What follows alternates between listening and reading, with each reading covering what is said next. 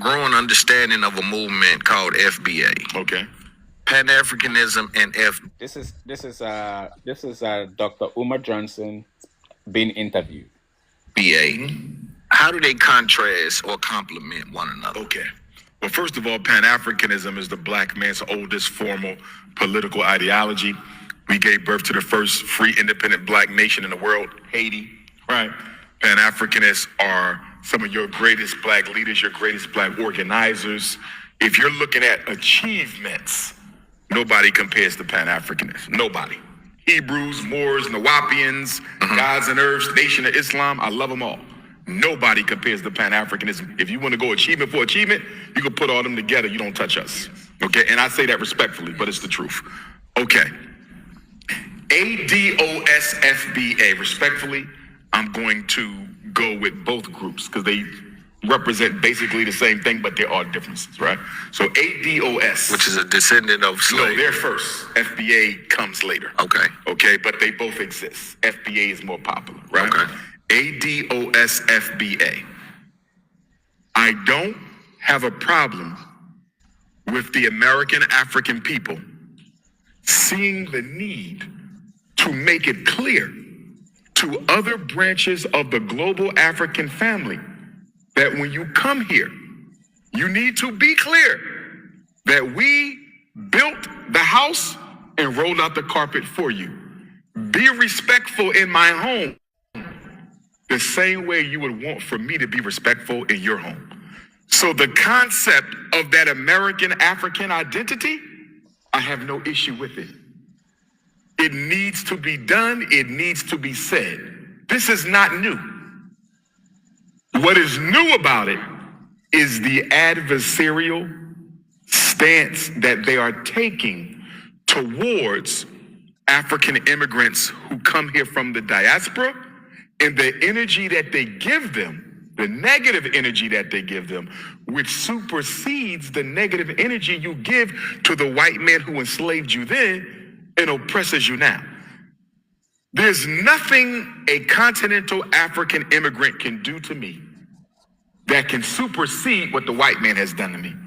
There's nothing a Instead of Caribbean, trying to- Central South American Well, what if- African immigrant can do to me that can exceed what the white man has done to me. So why is it I can have so much vitriol, hatred, disrespect, animosity towards someone who looks like me just because they came from another place, when the white man who's responsible for my hell here, I'm never giving him half that energy. And then on top of that, it's contradictory in this way. You still identify with the white man. You are a black American?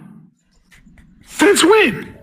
So you'll call yourself an American, but you'll never call yourself an African. Think about that now.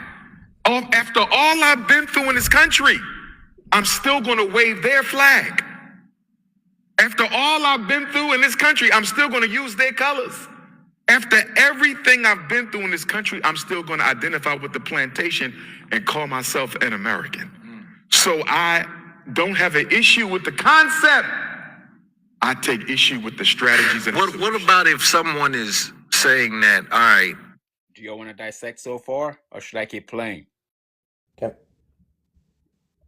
Can I say something about the I'm going to audio? address the oh, sorry, go ahead.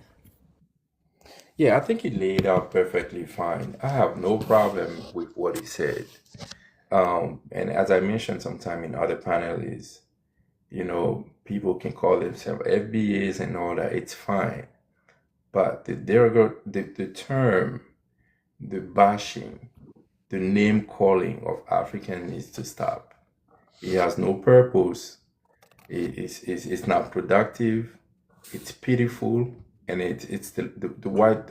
I mean, white people are the winner in the whole game, because once again they're coming and they're gonna explore this type of division in order to keep ruling over us.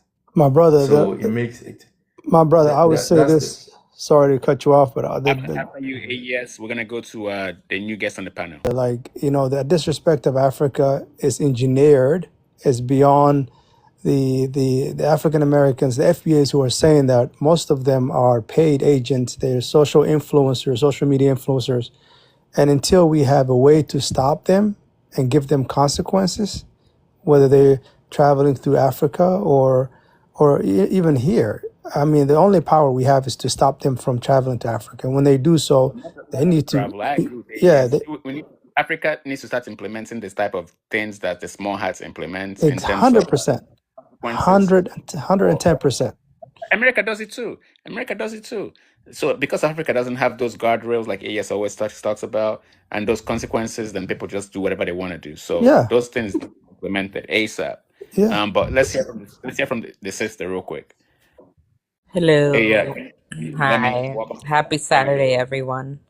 I Saturday. just wanted to speak to the Introduce what yourself, dummy. Let people know where you're from, how you identify, just so we have more context to what you're going so to talk about. I'm Afro-Latina. Okay. Yeah, and I wanted to address the what you just played, the clip. So I think what I've heard FBAs say when it comes to why they have this adversarial relationship with the rest of, well, with Black immigrants or with Africans or whatever, is their argument is, the white man never pretended, right, to be my friend. The white man was the snake that openly bit me, but the Black people that looked like me, I expected solidarity with them. I paved the way for them, and they are still the snake that bit me as soon as I turn around. They said they were going to have my back, and instead, STABBED, me in it. And there's a quote that says, betrayal never comes from an enemy. And I think it's easier to forgive an enemy because you expect the enemy to be an enemy. You don't expect betrayal from a friend or a brethren. And so I'm not saying whether I agree with that or not. It is up to, I'm not here to validate or invalidate FBAs and how they feel. But I just wanted to give that perspective based on the things that I've heard them say. And they also believe that a lot of immigrants come here and they do a lot of heavy lifting for whitey. Because if you're really honest, right, there's a lot of people that come from countries where they don't even like the Black people in their own countries. And then they come here and they also disrespect Black Americans. So, and again, I'm not saying I care for some of the things that FBAs say. I don't, but not But all what of about it the Black is coming. Americans in America that disrespect each other? So what's the excuse now? Well, What's that's the their problem? business. As an immigrant, I can't get involved in that. Every group is going to have their infighting, right? I wouldn't want somebody to use, let's say, an infighting that happens between me and another Afro-Latino to then come to my country as a guest in my country and disrespect my people. But let me ask you, just to Two make wrongs get don't equal a clarification, right. are you speaking for the FBAs though? Are you speaking up for them? No, I'm just Dummy, offering, I'm just he's responding African to a American. question. Just I'm so you just know, he's responding African to the American. question Okay, to the so point. Because I'm he's just Oh, living in okay. adding a Jamaica. sense of perspective. I'm not advocating, like I said, I'm not saying I agree or disagree. That's just what I've heard them say. And then I just wanted to inject that perspective so that we understand the answer to that question. Because I know that that's something that FBAs get asked a lot. Oh, you have all the smoke for us, but not for Whitey. What they're saying is we know that Whitey is our enemy. Whitey never pretended to like us. But you were supposed to have my back as someone who looked like me, and you ended up stabbing me in the back. And they think that a lot of us are agents for white narcissism. Oh, And okay. that, Yeah, they do yeah, say that. Okay, my apologies. I thought you was yeah. advocating for them though. I'm sorry. Say something, brother. Toxic. I didn't hear what you said. Okay, I can hear you now. Okay, okay. So I was asking the sister, when faced with those perspectives, do you ask to provide what are the evidence of this backstabbing? That's a deep allegation, Accusation, allegations, yes. allegation, yeah. Yeah, well, Backstabbing. what they're saying is basically that a lot of us bring, because Uh-huh. colonization obviously didn't just happen in this country, it happened all over the world. So Right. other Black immigrants sometimes bring their very anti-Black attitudes when they don't even like the black people in their own countries, and they come here and they of course talk shit about black Americans. They say things like Okay. black Americans are lazy, they don't have a culture. Meanwhile, you're appropriating their culture. And then they say things like, oh, So, excuse you one don't, second. an immigrant took your job because you're too lazy. Like, it's just things like that. It's the disrespect, calling them slave babies, pew pew bags, things like that. And then, All right. So I'm You got to saying, realize that the Europeans have made a practice of dividing us all over the world, Exactly. not just in Yep. America.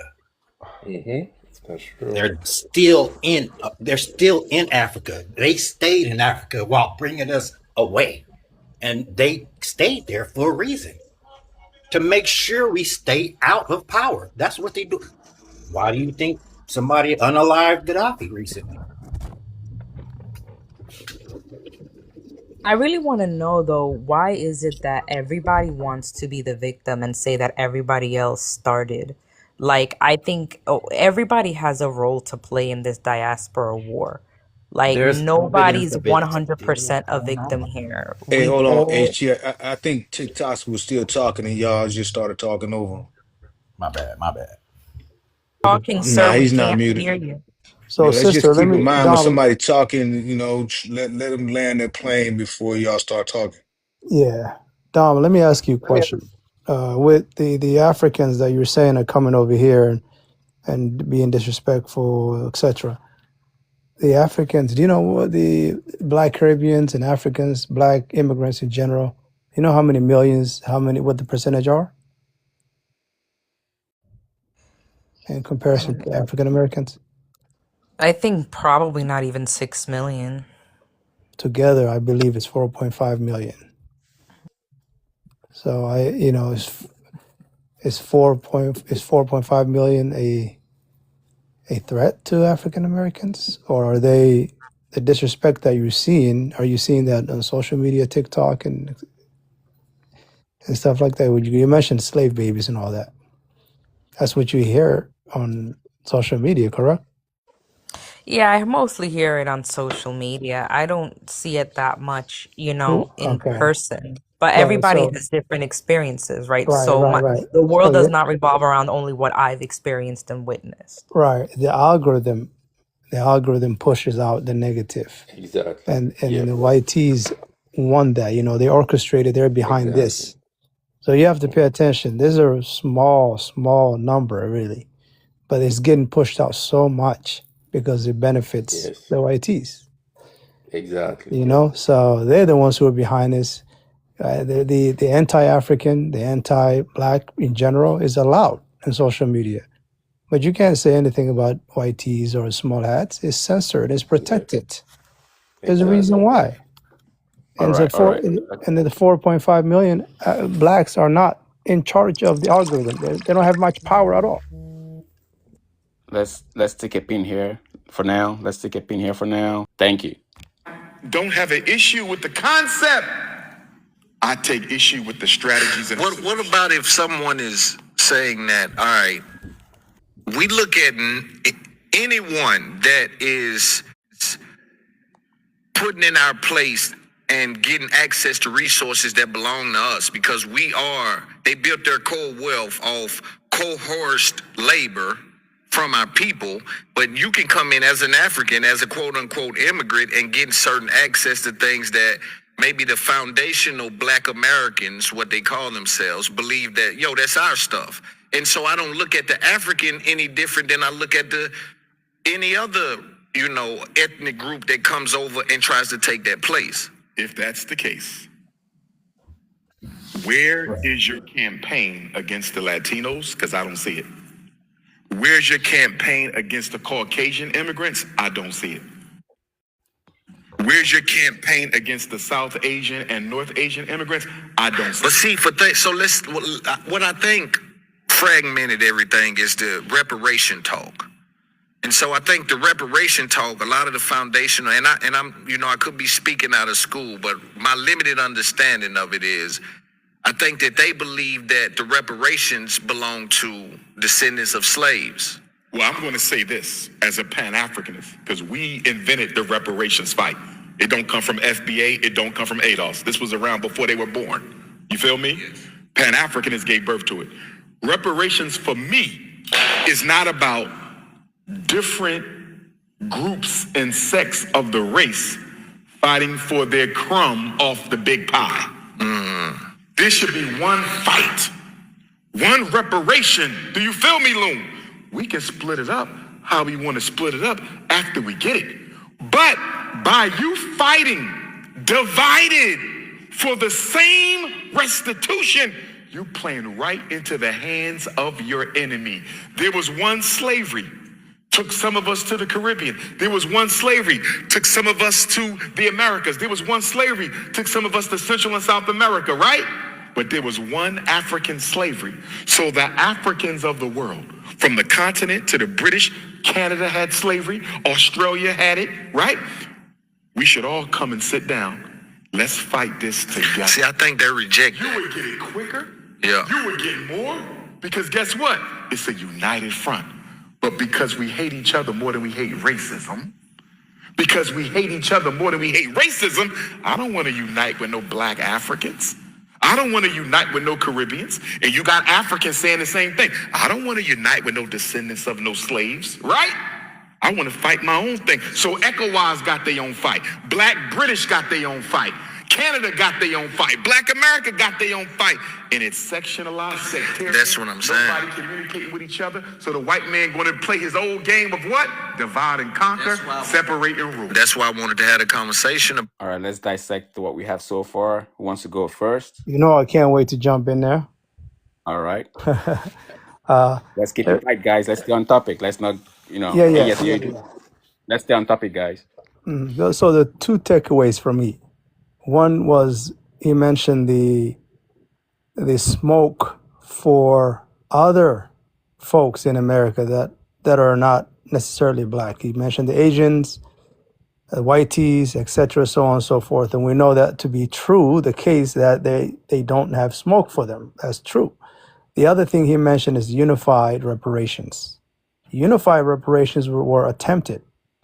You know, the CARICOM and the African Union and the Black Brazilians are together for reparations right now before the United Nations. When African Americans were attempted to bring them in amongst the rest of black people that are pushing their reparations before the UN, the US government stopped them from it. So, moral of the story here is there's one common enemy, and that's the whiteys who are in here in this country who are stopping black Americans from progressing and going forward. And I'll leave it there. That's my takeaway. Appreciate. Welcome, Shad.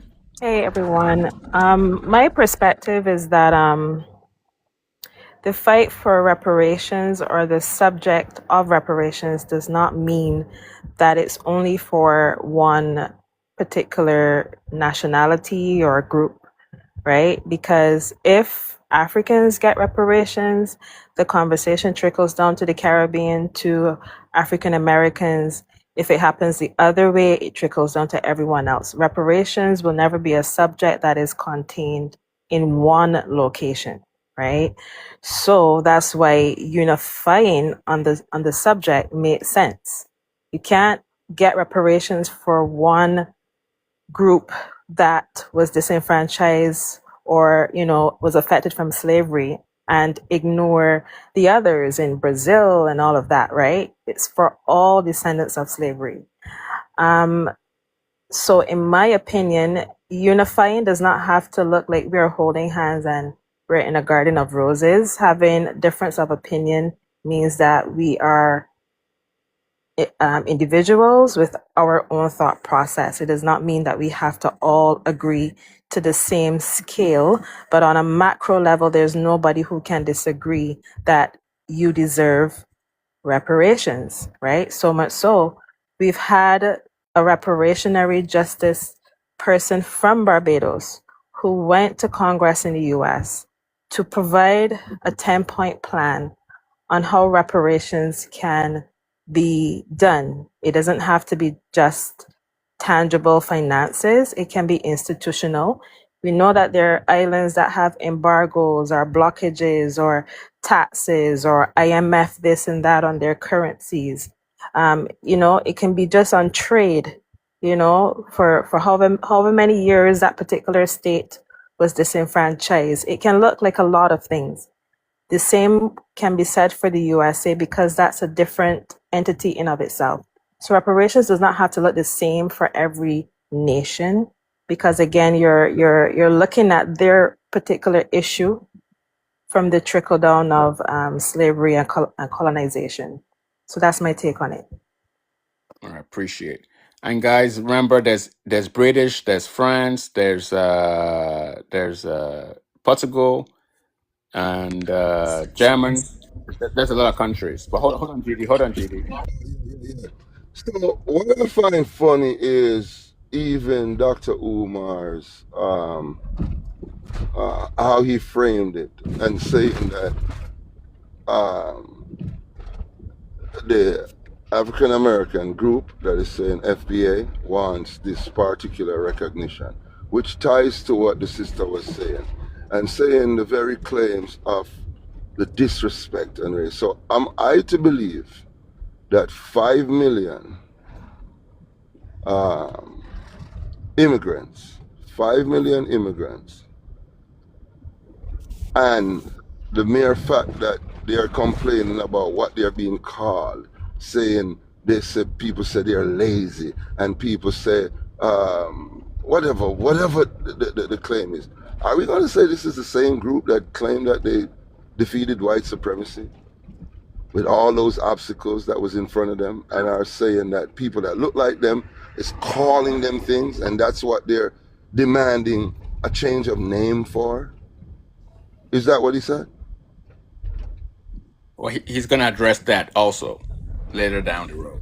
Right, because you know what? Go ahead, because probably I can make that. He'll address that actually. Everything you're bringing up, he's going to address. Right, but he already gave it a recognition and a description that I don't really like.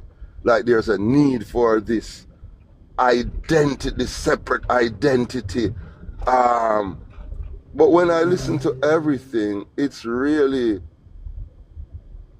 centered on this idea that if we identify ourselves on this particular framework, it will make us more liable to get reparations for that particular group.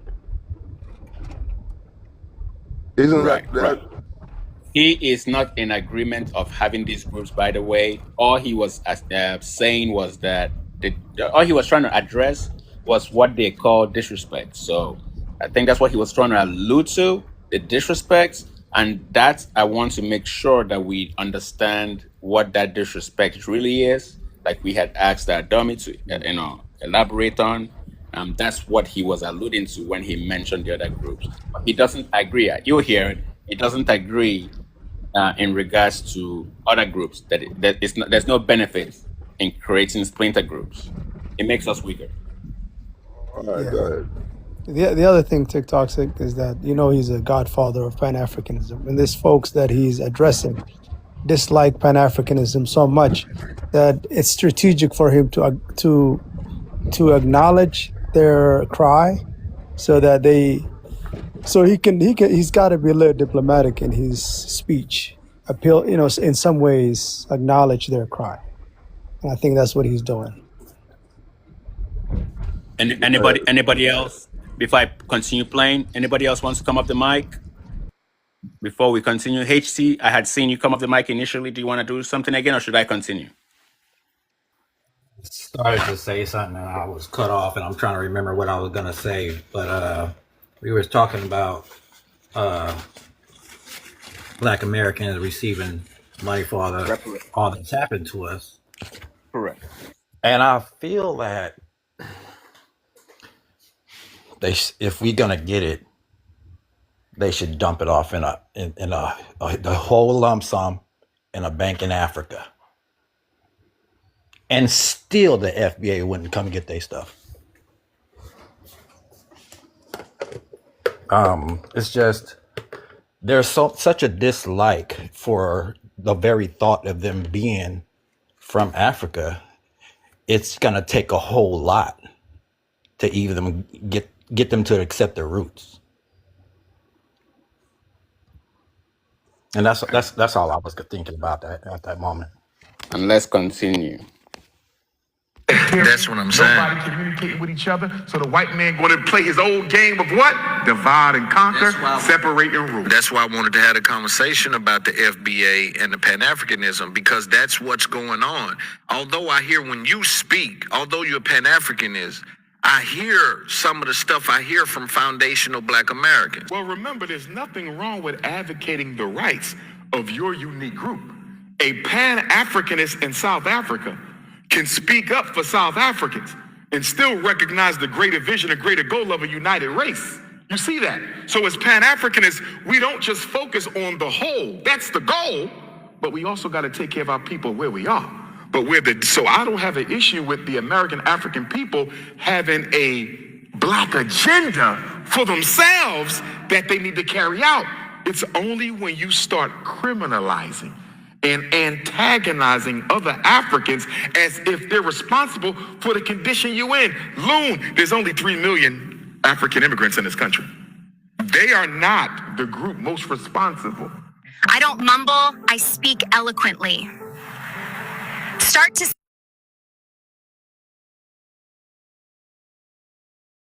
for the condition you're in. Loon, there's only 3 million African immigrants in this country.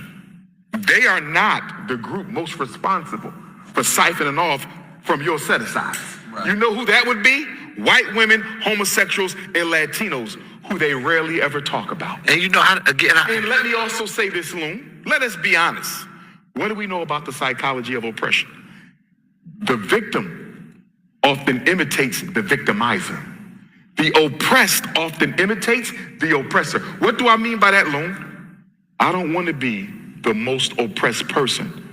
I gotta find somebody and put them beneath me so I can look down on them and mistreat them. And it's back and forth between Black Africa and Black America.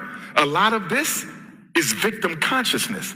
I don't want to be the lowest, so I'm going to victimize and step on the American African. I don't want to be the lowest, so I want to victimize and step on the African immigrant, because in America, we're the lowest. We are the lowest in the social order. I'm not saying we internalize that. Right. I'm saying that's the white agenda. Yes. We don't want to be the lowest. So rather than build myself up, my hospitals, my schools, my banks, my trains, my import-export, you see that? My industry, my own trade market, stock market, rather than build myself up to compete with everybody else, I'm just going to demonize. But what if it's about, so I have somebody lower than me? Because I want to do to somebody else what the white man been doing to me. And we all have that disease. I'm speaking universally. Every African group in the world. Because remember now, I've met them all. They always looking for somebody to put under their foot.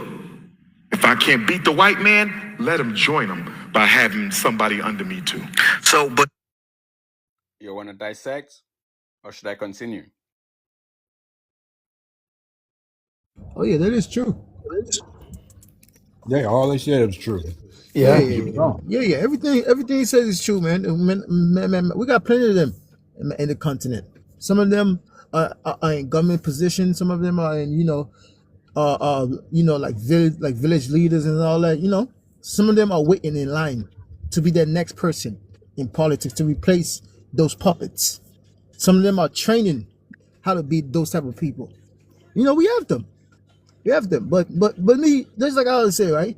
If like anything happened in Africa, we allow them to do that. Sometimes, people need to take accountable of themselves, man. Like, you can't just say you understand, just like what's his name, the Jamaican guy Toxic was saying. How can you say you find the white tea people, you know them better, but then you are complaining about people that's like what, 6 million or 5 million of them, and then you guys are like almost 50 million? That's what that makes no sense at all. But then position of power that start from a state-wise government, governor-wise, there's only one. So like, what's the parties? I mean, like, what's more important? Is it like to better your people, or is it just to go after like people that they can't protect themselves, which is usually the immigrants? But then you come out and say you know how to fight the white team man better than us. That's what I don't get. And thank you, bro, because history showed that 60 years ago, a lot of these people was complaining. But we do have them in Africa. No, we do have them in our continent, in the islands too. We know. Are you hearing me, Yeah, we guys? hear you. We heard what you said. Did you You guys stop hear me? speaking. Yeah, I was saying though, does that make sense? What? The same people who have 400 years of history of not only physically abusing, but politically, economically,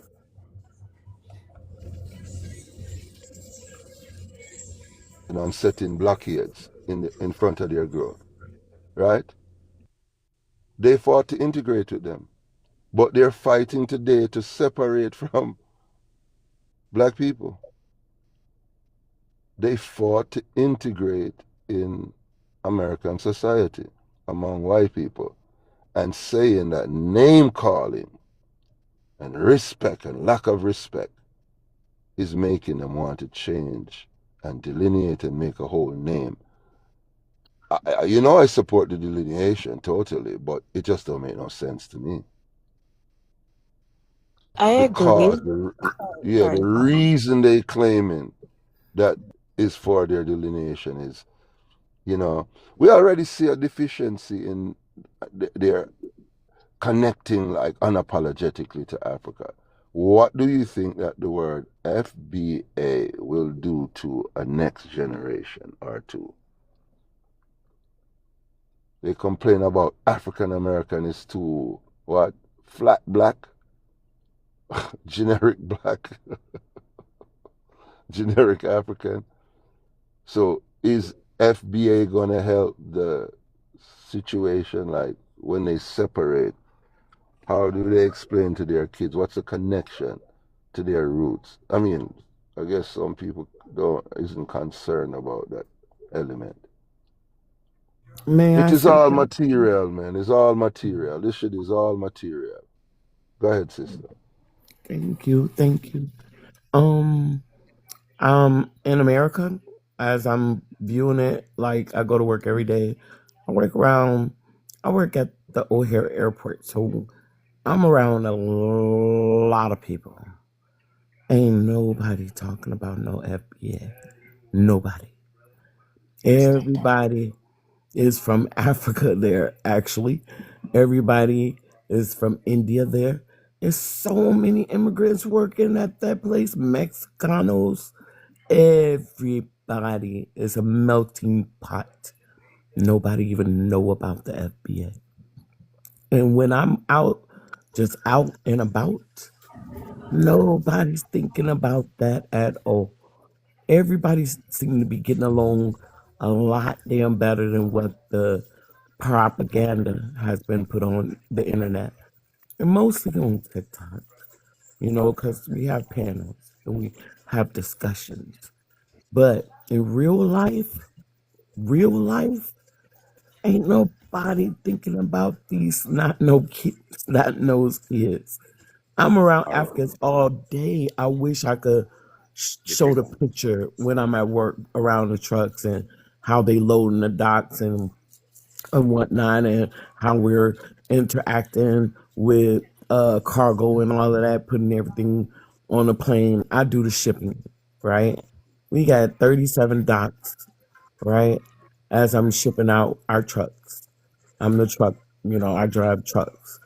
And nothing but beautiful Africans loading, driving on the planes, even black pilots.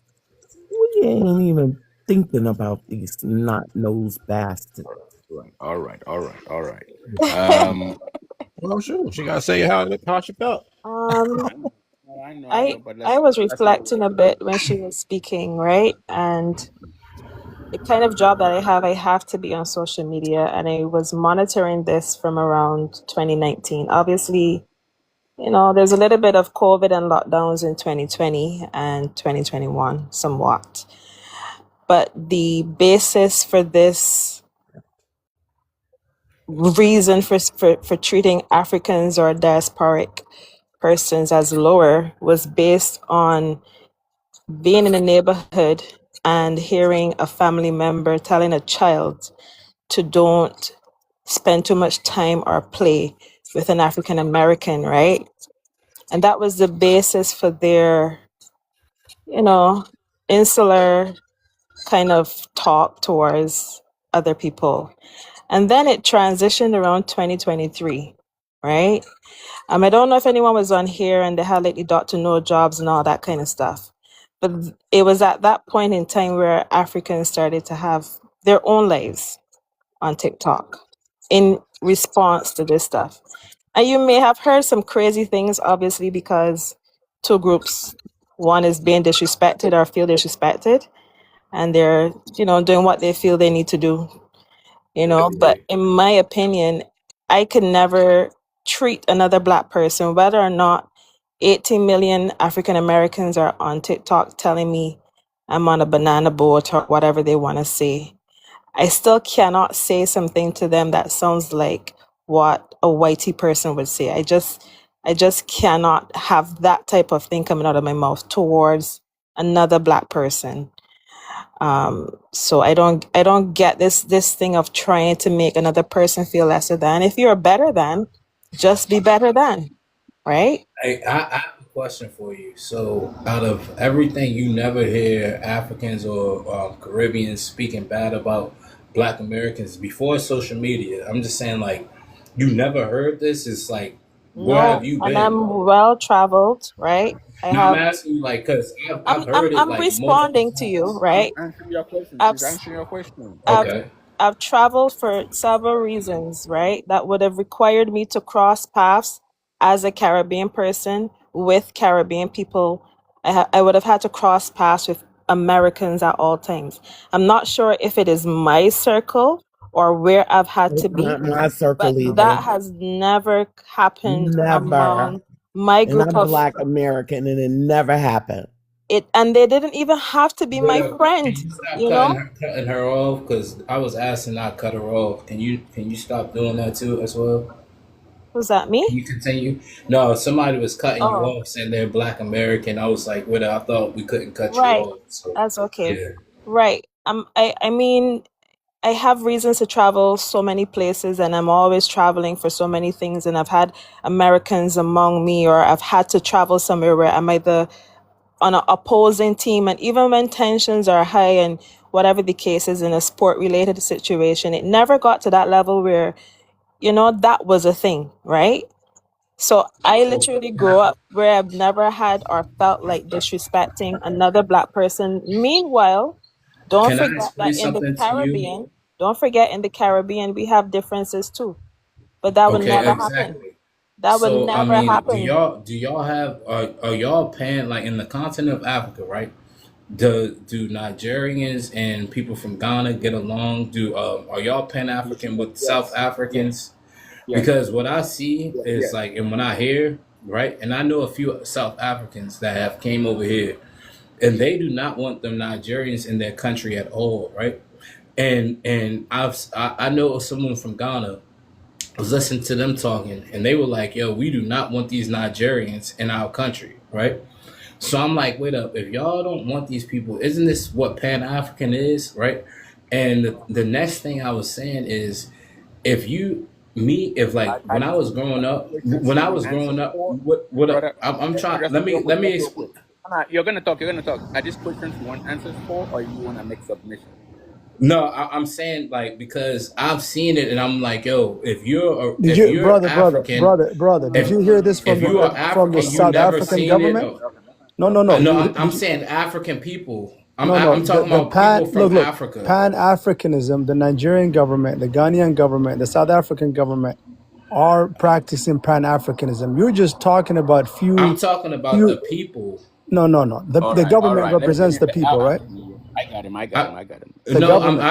I'm literally. Can you So ask if your you're, question so I can have you answer heard it? the Can you? government? What up? Have you heard the government come out and say, "Hey, Black Americans don't like Africans"? Have you heard the government say that Mo, can in you ask your America? question? Because I want to answer it. No, I'm I saying was I you're was asking interrupting the my same show. question You're he interrupting my asked. show. You're making a statement. You're not asking a question. So if you want to ask a question, ask a question so we Your can mic answer. is very low, by the way, Hold on, to the Rudy. host. If you want to make a submission, if you want to make a submission, then make a submission. But don't do both. And then be quick if you're gonna make a submission. But if you No, ask me we, a question, but let me answer your question for you.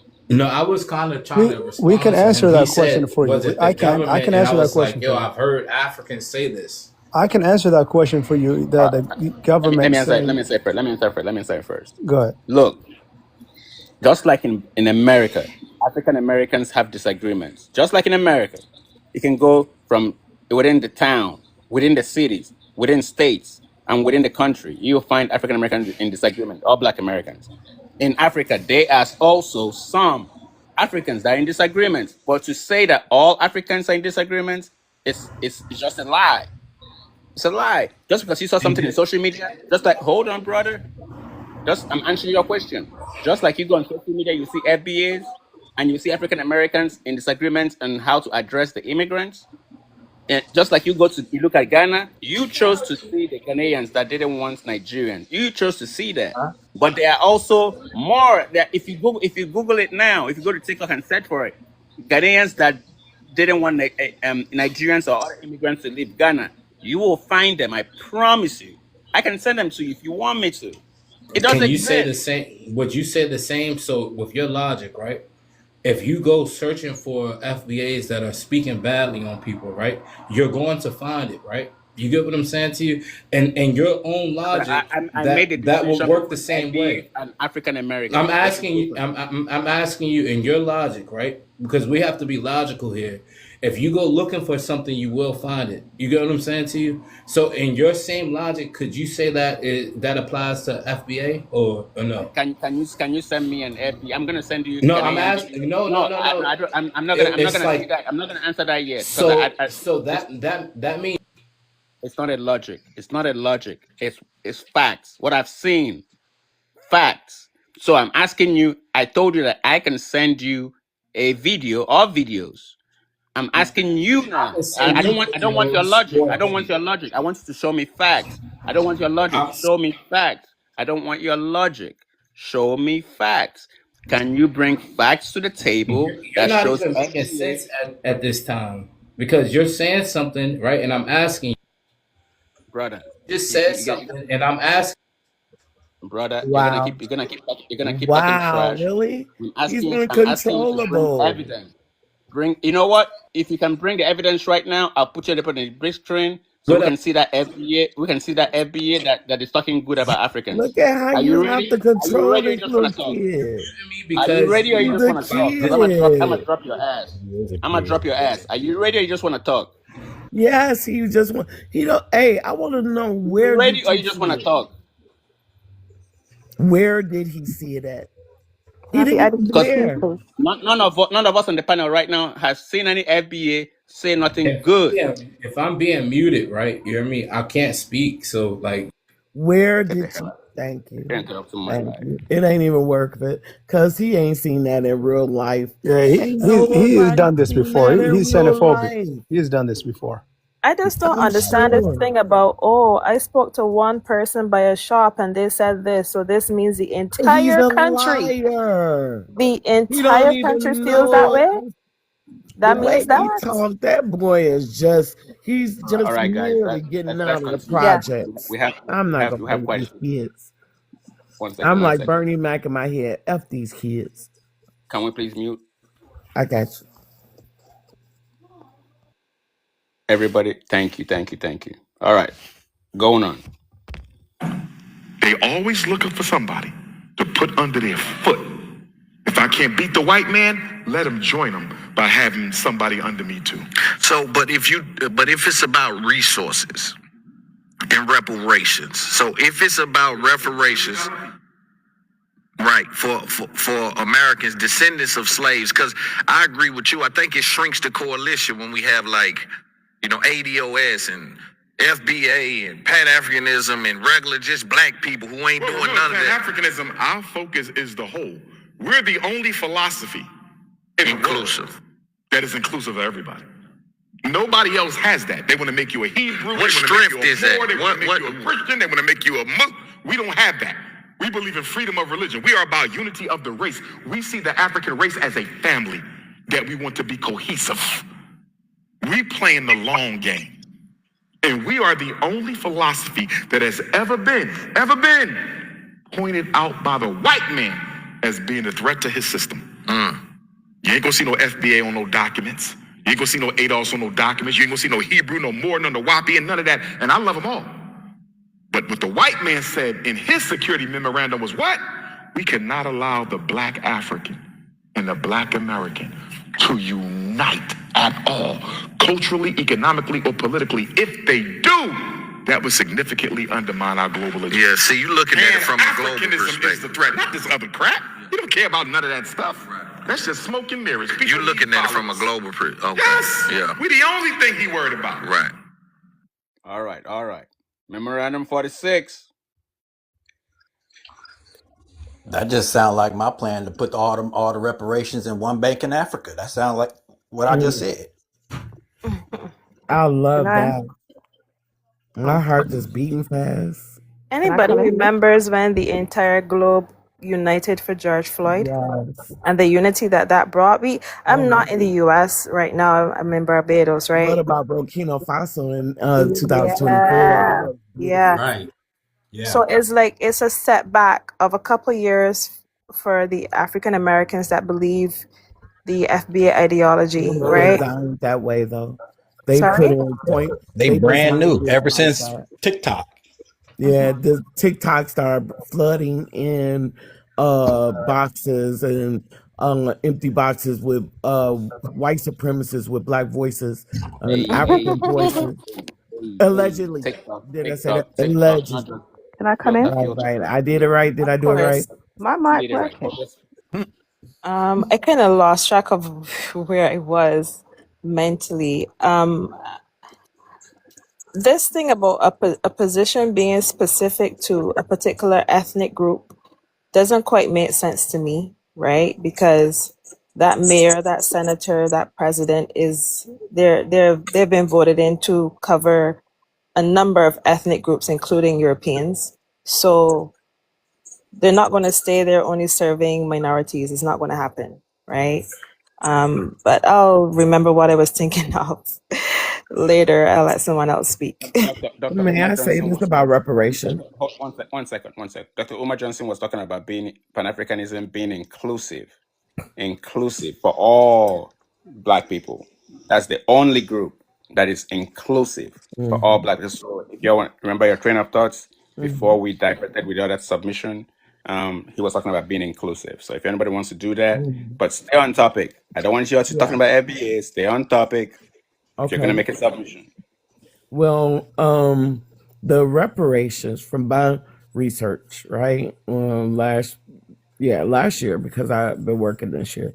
Last year when I researched it, I forget his name, but his last name was Clark, a white man in the Congress or whatever, in January of last year, shared with them that there will be no reparations due to the fact that they have already given it to the indigenous people, which was Indians. Okay. This is something he shared publicly. I posted it before they dropped me like 3 times, banned me 3 times. So this is my 4th page. But I found the video, I posted, I found evidence that it is his speech, and I posted that. And that's why I kept looking like and listening like, what are they talking about? This white man just told them why it won't happen. Nicknames. I mean, I'm sorry, YT won't just said why it would not happen. And Pan, I'll try to find it on my day off on Monday or Tuesday, and send it to you in your message so you will know like they're saying that if all black and Africans globally. Because if you open up one Pandora box, for one, the whole globe will be able subjected to sue America and other areas. They don't All have right, enough stick money. a pin there, stick a pin there, stick a pin there. Anybody else that makes a mistake, I'm gonna just stick in pin. Oh, Stick a I'm pin there. sorry. No, stick a And, pin. Thank you. all right. Stick a pin. But yeah, Thank you. Do you agree, though, that Black Americans deserve reparations? And if so, who has to play? Deserve reparations. So all for what happened in America. Well, remember, slavery happened to the race.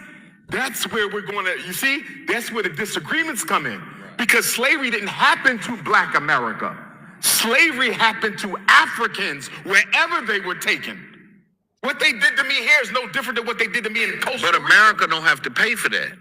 We saying if America says we're giving reparations for what happened to Black people in America, who does that go to?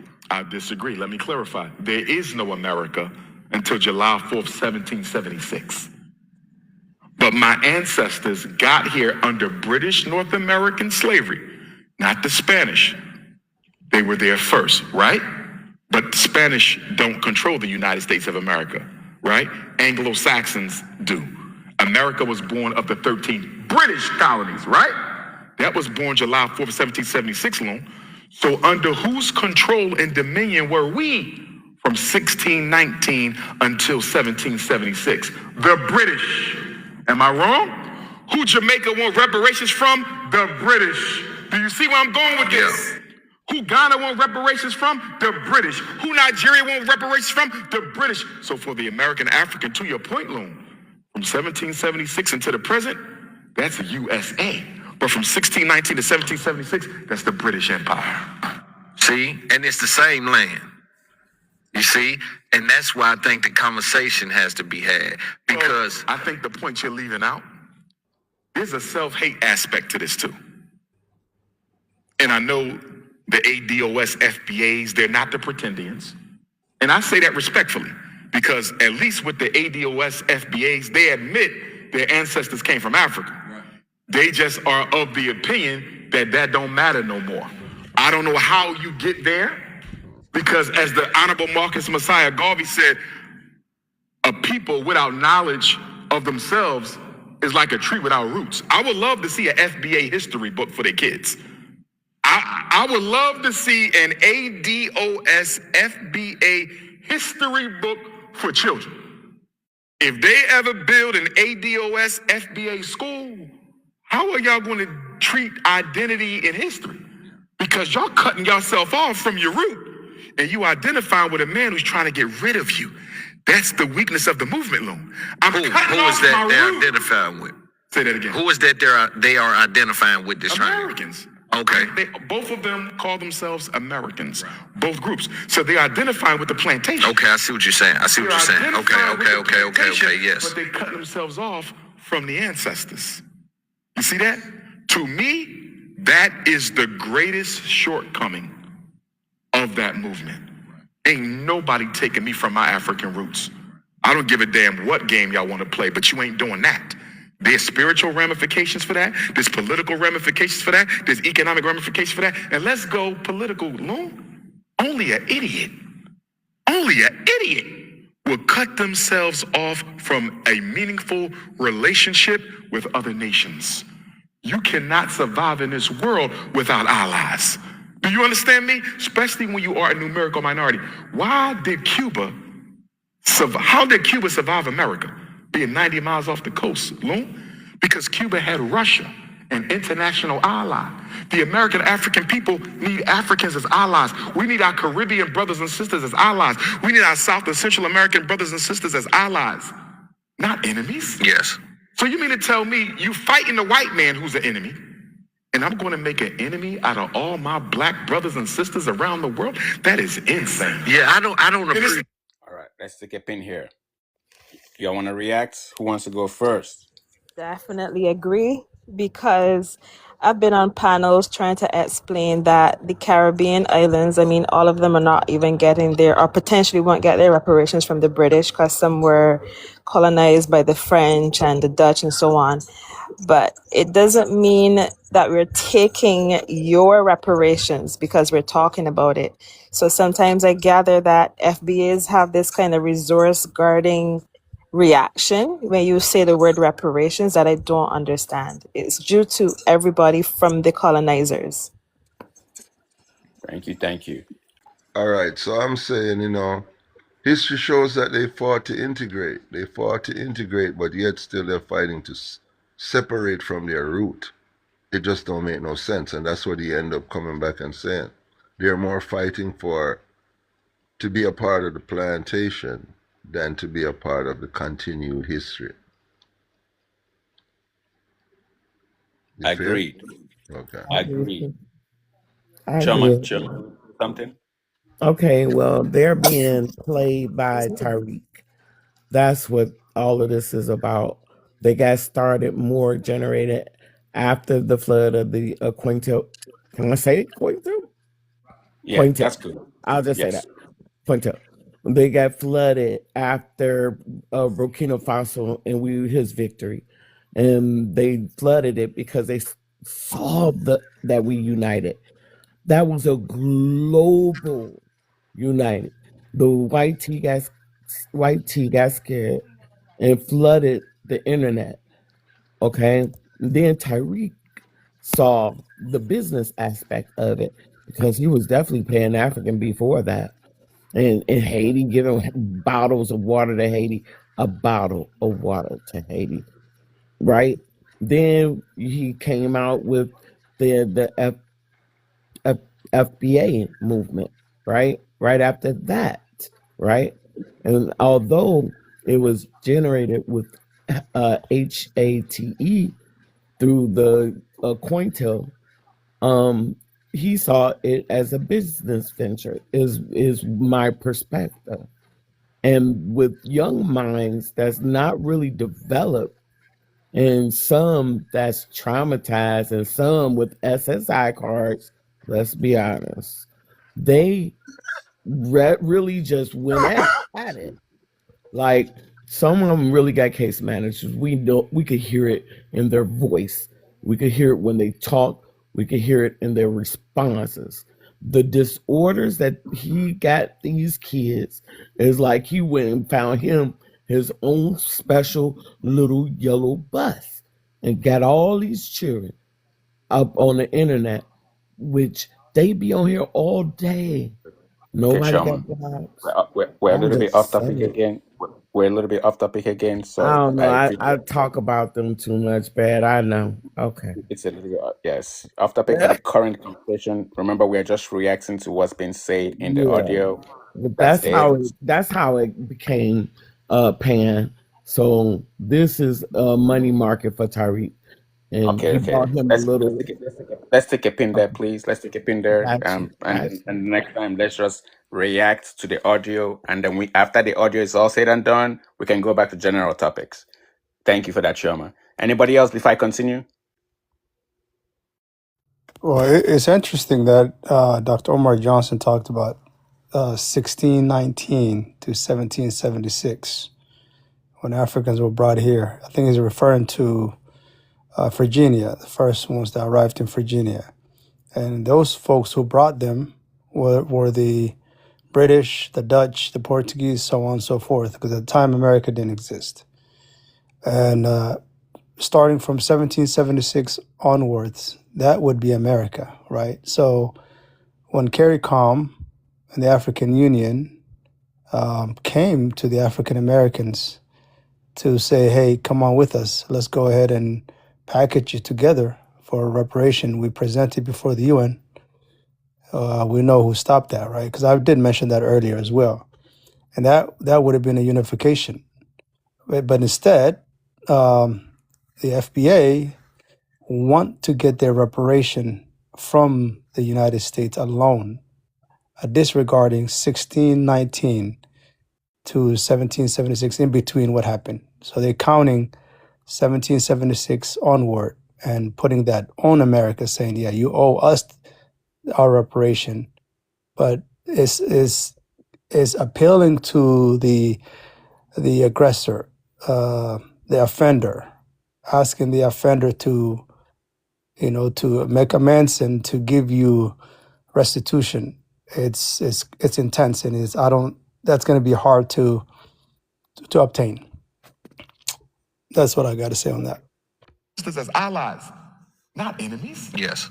So you mean to tell me you fighting a white man who's an enemy, and I'm going to make an enemy out of all my black brothers and sisters around the world? That is insane. Yeah, I don't And it's not one-sided. I want to be clear, Loon. African immigrants are just as guilty of this sectionalism and division. I want to be very clear because I've seen the feed. People send them to me. Yeah. It is. I'm not saying that ADOS FBAs are more liable for the racial divide.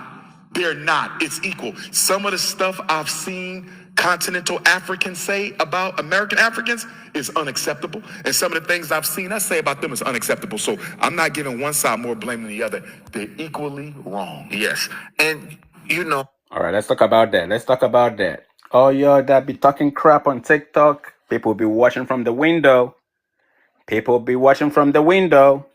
And they be choosing sides. They be sending these feeds to people. You see them Africans? Is an African send it to African send it to other Africans. You see these Black Americans, and then you'll be going back, and the divide keeps getting wider and wider and wider and wider.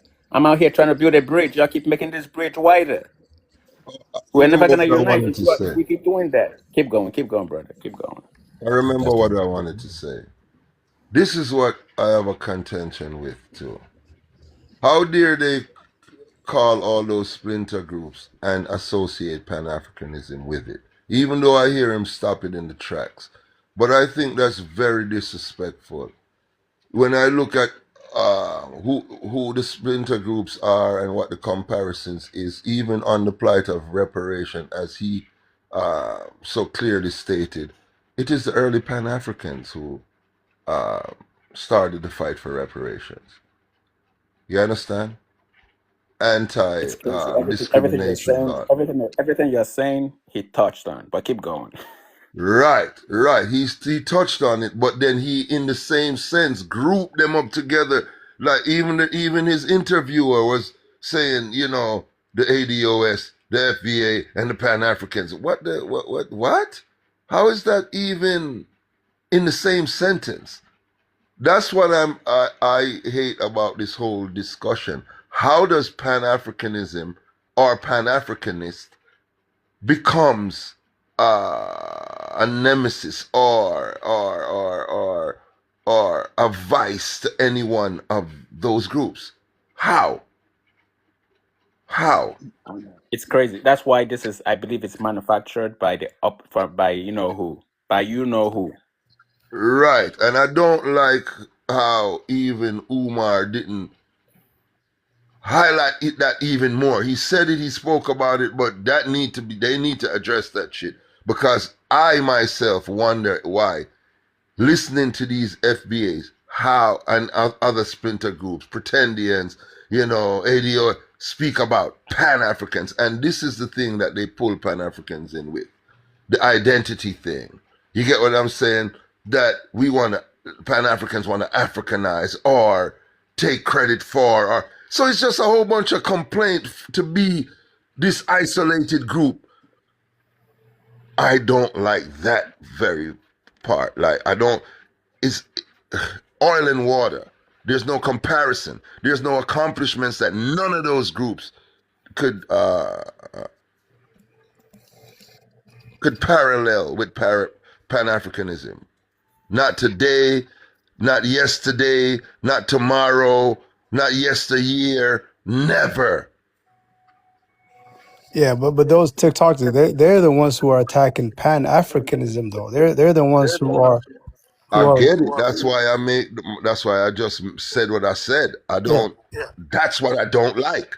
Yeah. I see the fight. That's why Pan said he knows by that example it is manufactured. Mm-hmm. How does Pan-Africanism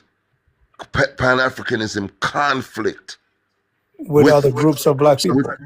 many other groups. I don't care what you think Yeah, it is. yeah, What you yeah. know what I'm saying? You know what the sister asked earlier was a little silly. But he has You're to educate underwater. them, You're though. underwater. Toxic. He has to educate them because this is a black group that's attacking Pan Africanism, which is the pillar and the advocate of all black people. So he's educating them. He has to somehow address them because they are the ones who are being used. Furthermore, I've noticed in recent times, maybe 8 months or so, there is a group of FBAs that are more reasonable, right? To the point where they somewhat sound like they are Pan-African. However, they do prioritize their own needs, but they're not doing it in a disparaging way to any other group. No, I think when I look at it, when I look at all of the movements together, I'm just concerned that we do have a lot of infighting. But with that being said, Well, that's okay because I'm bringing the solution to this. Since we're knocking on the door of FDMG being ready, there needs to be a progressive American African movement that looks out for the best interests of the American African people, that does not demonize our brothers and sisters abroad, and that looks to build relationships with them as far as that can be done. So my movement to counteract the negativity of these movements we're discussing is going to be the DAFA movement. DAFA, Descendants of African Freedmen in America. Remember, Loon, after freedom came, we were known as what? Freedmen. That was a legal classification. We were the freedmen. My 3 times great-grandfather George fought in the Civil War. My 4 times great-grandfather Steve fought in the Civil War. My cousins Lewis and Charles, the sons of Frederick Douglass, fought in the Civil War. I'm a descendant of freedmen who fought to keep this country from being divided. And we have rights as freedmen, so we're fighting as descendants of African, not no American. You ain't never putting that in no title, no organization of mine. Descendants of African freedmen in America. All right. What do you think about this one? Yeah, when that school gonna open? Listen. George. All right. Let's say in the mic here came off the mic first, and then George. I don't know if you want to go second. And I saw Musa. That's what I Yeah, saw. because I was gonna say No, hold on, something, but Musa. I'm gonna let my sister go first. All right. Appreciate. Okay. Hey, y'all. Hey. Okay, for anyone listening, I'm African American, descendant of enslaved Africans in Alabama and South Carolina for 5 generations traced so far. Yeah, I came in the middle, or I don't know what part of the video we're at, maybe the end. So I'm missing some context for sure. But for this particular part, I'm just hesitant for another acronym. Like the acronyms, I feel like they haunted me at night. Like there's just so many 3 and 4 letter names for us. I'm just like, it's giving me more of an impression that we do definitely have an identity crisis that we're trying to work out, and we're working it out publicly. And so we get to see all of the different what do you call it, like idiosyncrasies, like all the weird shit about it in a public forum. Like otherwise, in back in the day, it would kind of be like behind closed doors. There's a meeting of certain members of the community, and then they come out and like, yeah, this is what we're going to be called. But now it's being debated on social media, and it's just really weird. As far as the Freedman thing, I don't know. I'll have to look into that more and think about it, because I have a different understanding. I guess it's ontological, like a different perception of what free is. So like he wants to change from FBA and ADOS, which is cool. I don't like those either.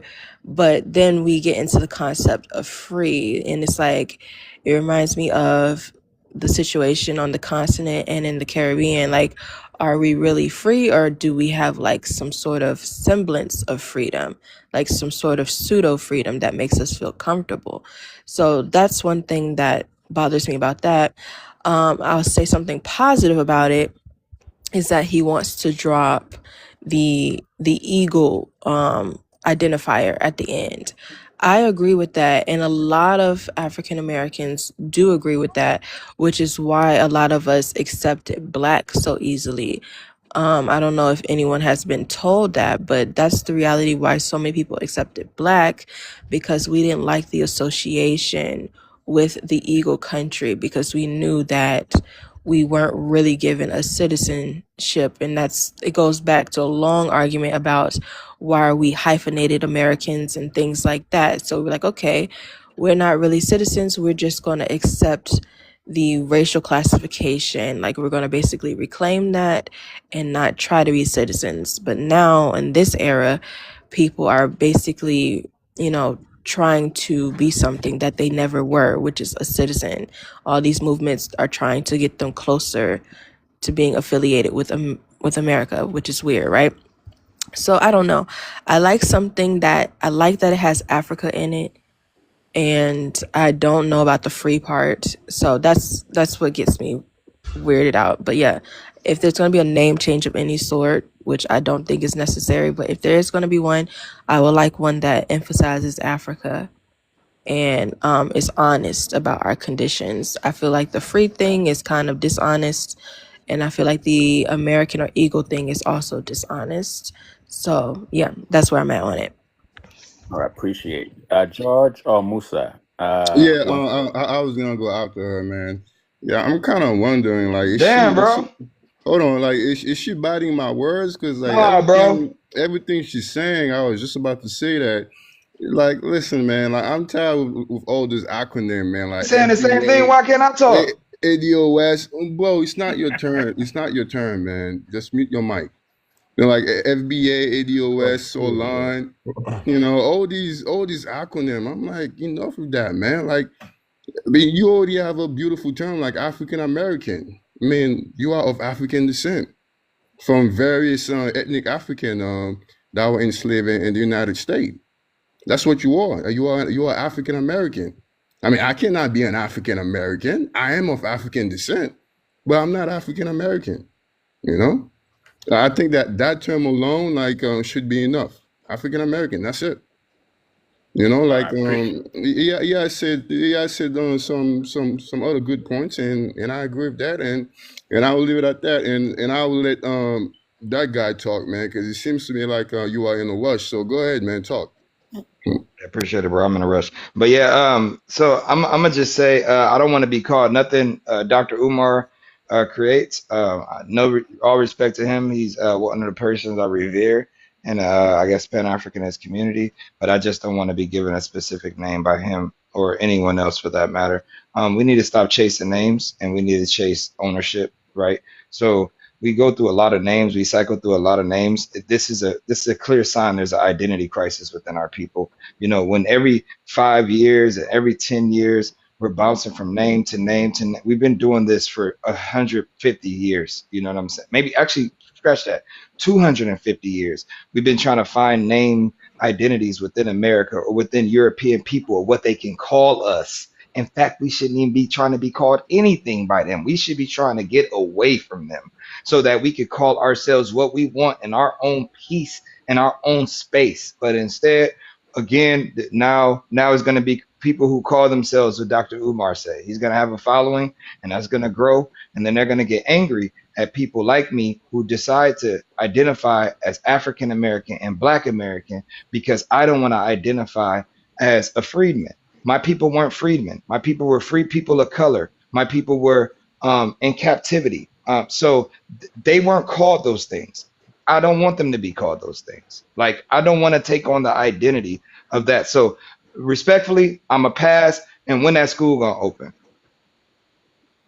All right. You're very mischievous, bro. I have a question though, right? A lot of the persons that would have joined the FBA movement, their issue would have been people from their ancestry being free. So him using freedmen is somewhat of a smart way to get them on board with something that's more progressive.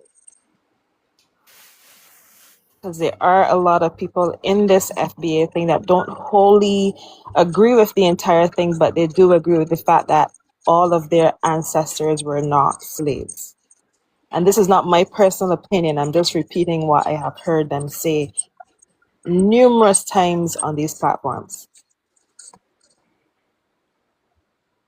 African, not no American.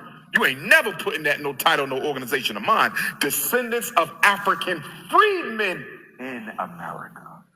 I like that. Do you think you're gonna get pushback for even launching that?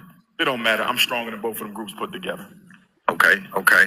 Now, with that being said, I do believe that reparations, the debt is lineage specific. So I don't want to remove the point. Like I like how you put it, right? That before America was America, there were the same behavior. Yeah. So, but I think the British should pay for that. Yes. Or did you say what the funds transferred part to? of your reparations? Booking international business class flight.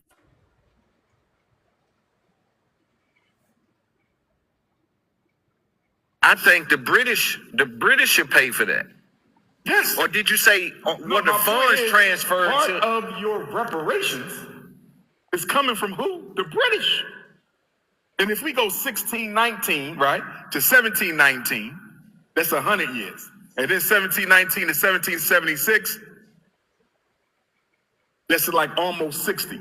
So 160 years of your 250. Guess what? Most of your time in American slavery was under the British, not the Americans. Did you see that? Yeah. We just did the math. Most of your time enslaved in America was under the British.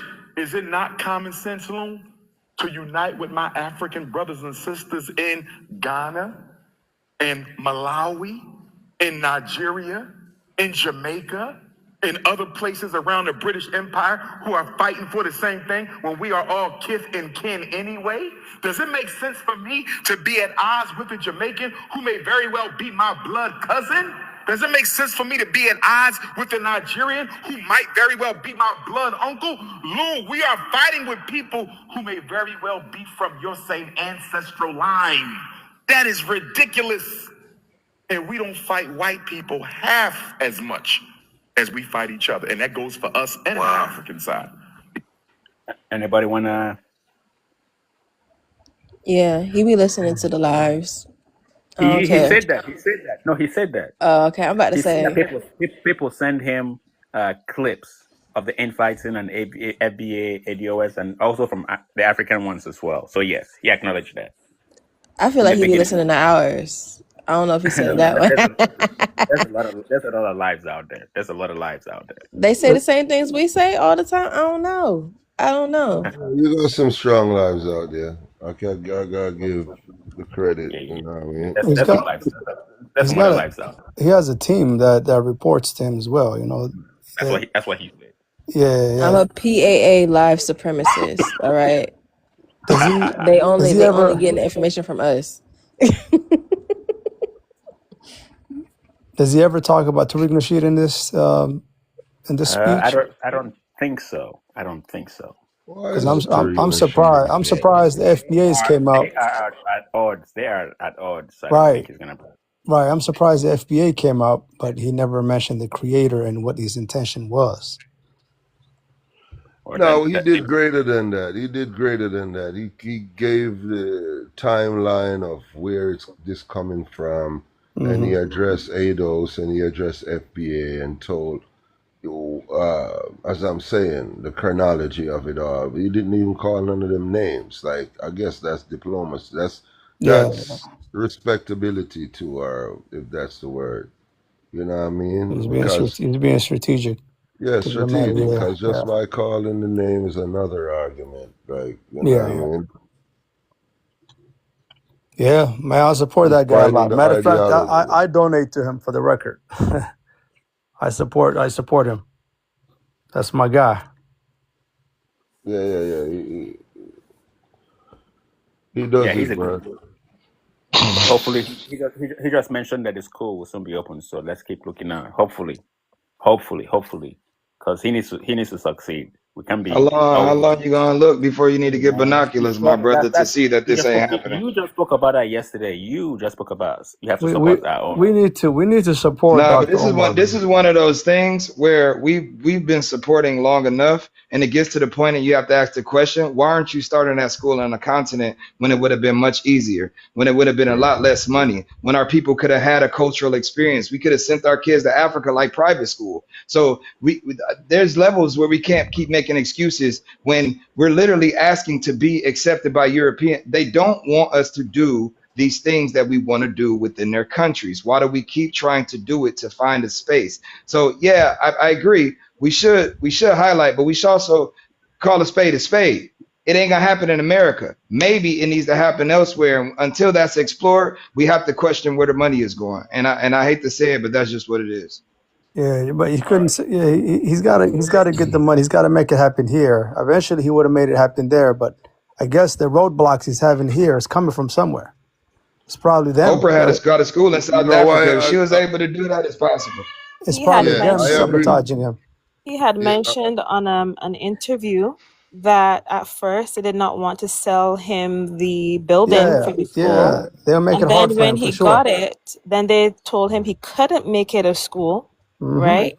Then when he did get everything sorted out, getting the contractors to do their jobs on time was another issue. And all of that time you still have to pay rent, you still have to Yeah, pay particular taxes and stuff like that. So that ate up a lot of the money that hmm he had crowdfunded. yeah. Well, the title he I did. has is a Pan African, right? And of course they will make it very difficult for him. But he's a target. He's a target for sure by the And that powers I that brings be. up will. I another say something though. question. Yeah. Why I agree with George, because even before that layer of story that you said, there was a time when he was looking at choices of real estate, and some were totally wasn't suitable. Some bureaucracy was stopping some, and he kept giving us those records before he even landed on the one that you're talking about. And the question was, why didn't he look outside to even make it a more Pan African? It doesn't even have to be in Africa. It could be in Barbados. It could be in Jamaica. It could be in Haiti. It could be in, you get what I'm saying, where the cost of developing would be a lot less. Yeah, You get but what I'm saying? TikTok's the majority of the Yeah. folks that donate to him are here, right? Mm-hmm. So he's gotta build That for that them. doesn't stop him It from doesn't. articulating, because the thing is, he is saying he want to build firm youth, firm Pan African thinking youth. He could put that in his PR, in his presentation. You get what I'm saying? This is aimed for like George said, what you call it, school. You know what I mean? Where you go and come back after a certain period. You get what I'm saying? Yeah. Damn. Yeah. I would That like to sounds say speak on the easy. topic, Pan, when I can. When I Yeah. can, I like to speak on the point he was making about the British. Well, you go ahead, sis. I'll come after. Yeah, I was about Overall, to we say that don't it sounds integrate. easy, but there are multiple people on this live that have tried to do big things, and people who you think is your community often become the barriers and roadblocks you have to face, right? So all of it might not be an excuse, because if he had such a network, I find it interesting that his network didn't provide him the best properties and the best this and the best that, and they became the ones who were trying to gatekeep. Well, Right. they And say the crumbs also from on the master's table. Go ahead, TikTok.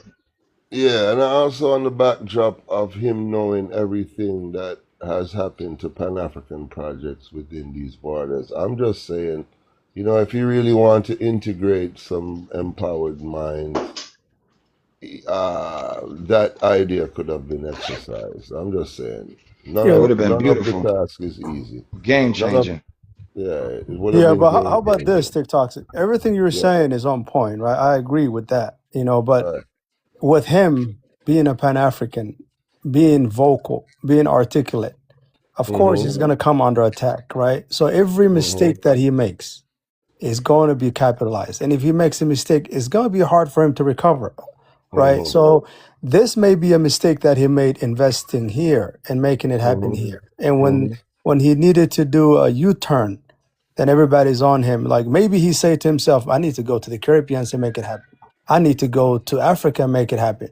Now his credibility is somewhat shot because the focus is like people are saying, oh yeah, you should have done it there to begin with. Oh yeah, you should have done it here No, to the begin with. people is And really complaining that he really need to get it started. Period. it's He already hard. Period. started. Not Yeah, even. it was It's difficult, not bro. hard in Africa. Not in It's not hard Africa. in Africa, yes, but hey, man, he tried here, but it didn't work out because of the YTs, and No, he it's not wanted. that it didn't work out. It just still have a lot of There's a lot of uh, roadblocks, man. So many right. roadblocks here. So many. I'm Are not we sure what's the obsession of going through roadblocks when we can take an easy route. Like, why do we? Why? Well, he wants to. I think the None of it is struggle. easy. None of it is easy I think though. connection. It is easy though. Like, I'm not even lying to you. Like, How can it's he so do that now, easy George? to How start can a he do school that on the now? continent.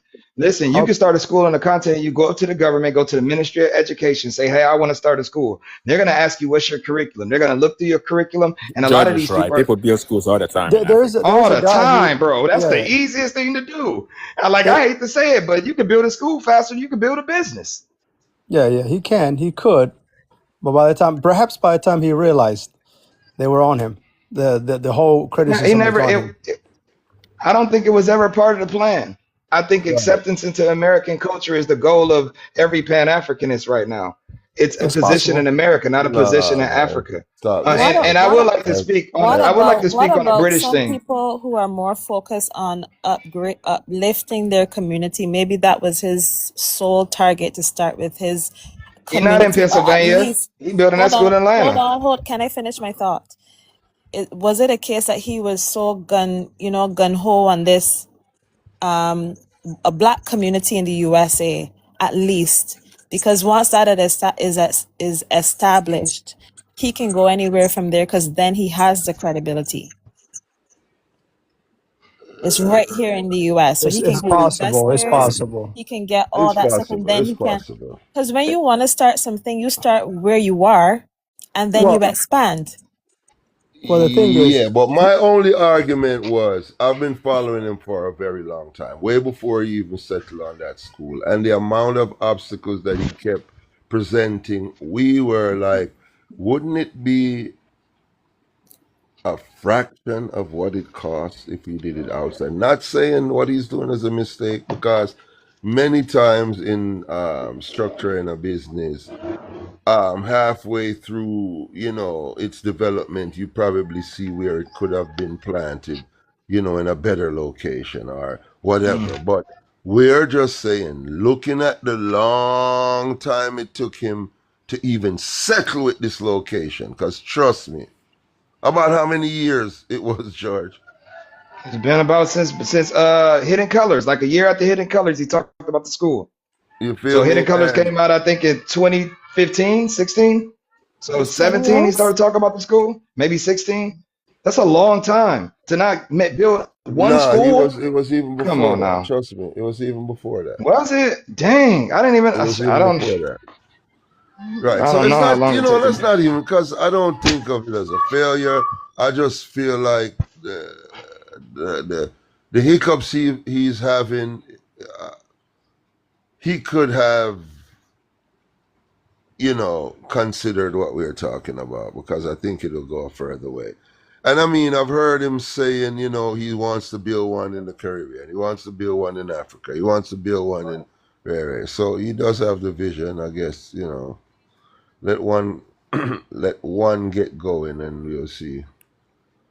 Dr. Umar is trying to usurp and disturb the foundational Black American delineation, because anyone who knows Freedmen and FBA is synonymous.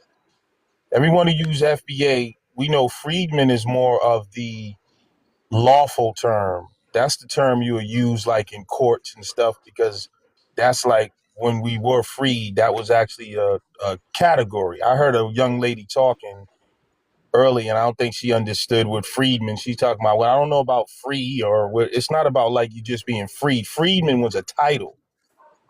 It's a legal title. So, but I think Dr. Umar is trying to, because why would you even do that? That's another form of tethering. He knows that language of freedmen and all of that comes from. What is? Can you tell us what tethering is for people who don't get the context? Thank you. Well, when you you got a cell phone, you have a hooked up a internet connection for another connection, or like when you use Yeah. Bluetooth and something, that's tethering. When Yeah, but something we're connects not to you. internet. We're not internet connections. So can you explain it in the human sense? We're not computers, Okay, brother. so So you don't. I'm a bit confused. How are you? I think you're asking a bad faith question, brother. Okay, go ahead. Because if you understand, black people talk in metaphors. So if you could tether to a cell phone, you could tether to a human. It's just like a Okay, got you. parasite. So it's a metaphor. Got you. Got you. You Can I okay? You could ask a use question? parasite though. Parasite's a Where are bit you better than from? tethering. Where are you from, sir? What do you America? What do you mean? Like, what do No, you like mean? which state? Which state? Tennessee. Tennessee. Okay. That's where you're Why? originally from? Yeah. Why? Because you just sound a bit non-Tennessean to me. Oh That's Yeah, I yeah, don't sound like you're from this. I moved around a lot. I spent time in other places. So yeah, I got So you yeah. tethered to those other cultures. It sounds like oh my God. that's what it No, sounds like to me if we're using that in that context. You FBA. because you don't sound like somebody from Tennessee. I lived in Memphis for 3 years. You don't sound anything. My family, some of them live in Covington. You don't sound like them. Even Cordova or like you don't sound like them. So did you tether to another group of Black Americans? All right, man. Listen, I don't. I perceive this to be a mature conversation. If y'all don't want Yeah, no yeah, no, I'm FBA, asking, is that a just good let me know. definition of tethering? Like you tethering to someone else's culture? Because when you were explaining it and I was hearing it from you, it made sense. Once you talked about connecting with someone else's culture because of your accent. So, yeah, are you a tether, No, brother? how am I connecting? FBA culture is the same throughout America. We're Because all no, no, no, it's not. so. No, it's not. Hold on. But there's no tethering. We all share our culture. We're all Black Americans. So, and there's different No, regions, no, no, but that's not true. I'm not Creole. listen, I'm you not can't Gullah Geechee. separate. Listen, bro, you can't separate Black Americans. So, I mean, You can. They were let's colonized by move different on. groups of people. I think that leads into what they were talking about the British, right? The British came. The You're British trying to could. bring Okay. confusion to our people, bro. Let's move on from that conversation. I Black see. I see. Americans are pretty much culturally united in America, bro. So, and Well, that's a fact. But well, the why? point I was But making, what does that got to do with like? It's just I can getting explain into it. let somebody else. Can I convo? Because you're having a bad faith conversation. You act Yeah, like I you can don't know what explain. tether is. You act like you didn't know what tether is. And you want to tell me the place where Well, I now was I know what a born. tether is. Once you I don't told me, once sound you like told I'm us. from there, and then you tell me I'm tethering off my own Hmm. people. Like Right. you're just being antagonistic, All right, bro. See, now you feel the same thing I You felt. know, Thank you, we're in the brother. middle of the show. We're in the middle of the show, Lex. So we're gonna continue with our show. But Give I you a wanted chance. to address Yeah, you something took else too real quick, long. if you don't mind. When people talk about African, right? There's plenty of FBAs who embrace their African ancestry or whatever. You know what I mean? But we're not Africans. We're not just like, and it's really weird because, um, like, are you an African Jamaican or You you know see what I'm something, saying? Lex? I'm an African Haitians. Yeah, I'm but heavily African. you don't call I'm yourself African Haitian. I'm Yes, I Afro-Jamaican. do. I do. I call Right. myself African Haitians all the time. You In call fact, yourself, I know, hold on, if Lex. someone In asks you fact, what you I are, know the tribe in Africa I came from. this is what I mean by this is what we mean. We know pretty much in general, if you ask somebody, from the island. They're not going to say I'm an African Trinidadian. They're not going to say I'm an African Jamaican. They're just going to say I'm Jamaican. I have a They'll say question for Afro you. Caribbean. They'll I say have a Afro question for Caribbean. you. Lex, are you asking so someone in the medical field, in the research field? Are you asking someone like that? No. You're asking a layman, a regular everyday person. If you were, you would hear Afro Caribbean. Yes. Right? but Yes. who As are a we black That's a talking person, about? fact, We're as a sis. talking black about person in the laymen. USA, right? And I ask an American, hey, what's up? Where you from? Chicago, this thing, this whatever, right? They differentiate from city to county to fraternity. It happens across the board. But Yeah, but that's not your. when we're speaking about race and all that kind of thing, you would definitely say, I'm African. I'm this, I'm that. There's no race. And you're Black is not a not race. from the Caribbean, so you don't know what is happening there It either. is in Let's America. not play stupid, man. Black is a race, man. No, it's not. No, it's Black is not. not In an America, it is. ethnicity. Okay, we was Black. having a video that the panel host he wanted to show All right, us. We were learning. we're going back. We're going back to it. Yeah, So you who really you? sound dumb. Like if you want to separate yourself like from the black world, makes absolutely no sense. But yeah, go ahead, host. But that was the kind of person Dr. Umar was addressing in the video, in the audio. Toxic, you were going to say something, and I'll go back to it. Real quick, I just told you, this FBA rise is a blessing. It all depends on how you look at American politics. FBA rise is a blessing. They don't represent African Americans, and there's a history of that mindset that can be traced. All right. Let's see what we got here. A few more minutes. Part of your reparations is coming from who? The British. And if we go 1619, right, to 1719, that's 100 years. And then 1719 to 1776, that's like almost 60. So 160 years of your 250. Guess what? Most of your time in American slavery was under the British, not the Americans. Did you see that? Yeah. We just did the math. Yeah. Most of your time enslaved in America was under the British. Is it not common sense, Loon, to unite with my African brothers and sisters in Ghana, in Malawi, in Nigeria, in Jamaica, in other places around the British Empire who are fighting for the same thing when we are all kith and kin anyway? Does it make sense for me to be at odds with a Jamaican who may very well be my blood cousin? Does it make sense for me to be at odds with a Nigerian who might very well be my blood uncle? Lou, we are fighting with people who may very well be from your same ancestral line. That is ridiculous. And we don't fight white people half as much as we fight each other. And that goes for us and the African side. Yeah. I'm disappointed in both sides, bro. Yeah. For me, there's only one tribe, and that's the Pan-Africanist tribe. You are either for all Africans or you are for no African. George, is that what you want, or do you want some more? Yes. I actually wanted that. So I wanted to speak on that because I think I always talk a lot about people pointing the finger directly at USA only, like they're the enemy, and then they don't realize that USA is a conglomerate of European people that come from multiple countries that moved to America to oppress a certain group of people.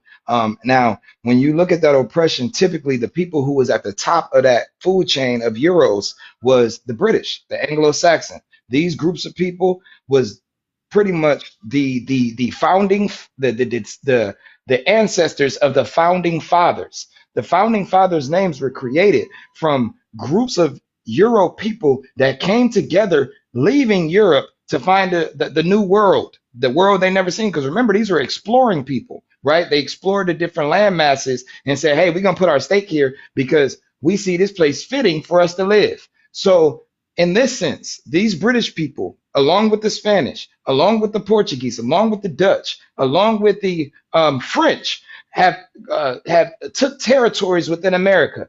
But the person who dominated all them was the British. And then when what we call the Civil WAR happened, it was British North against British South. fighting for what they stole from their own people, what these United Europeans stole from the British Empire.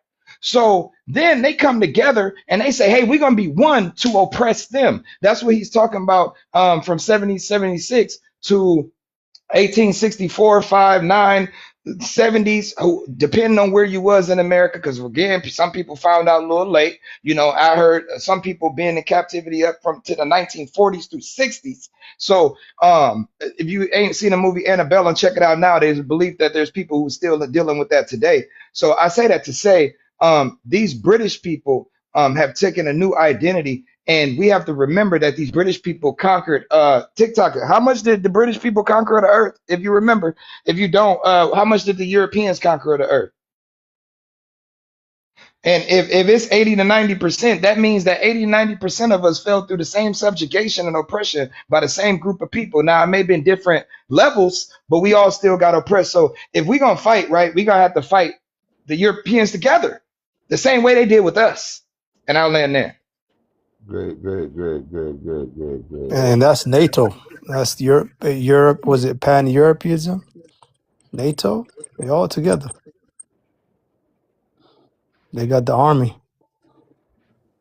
About 85%, George. Yeah.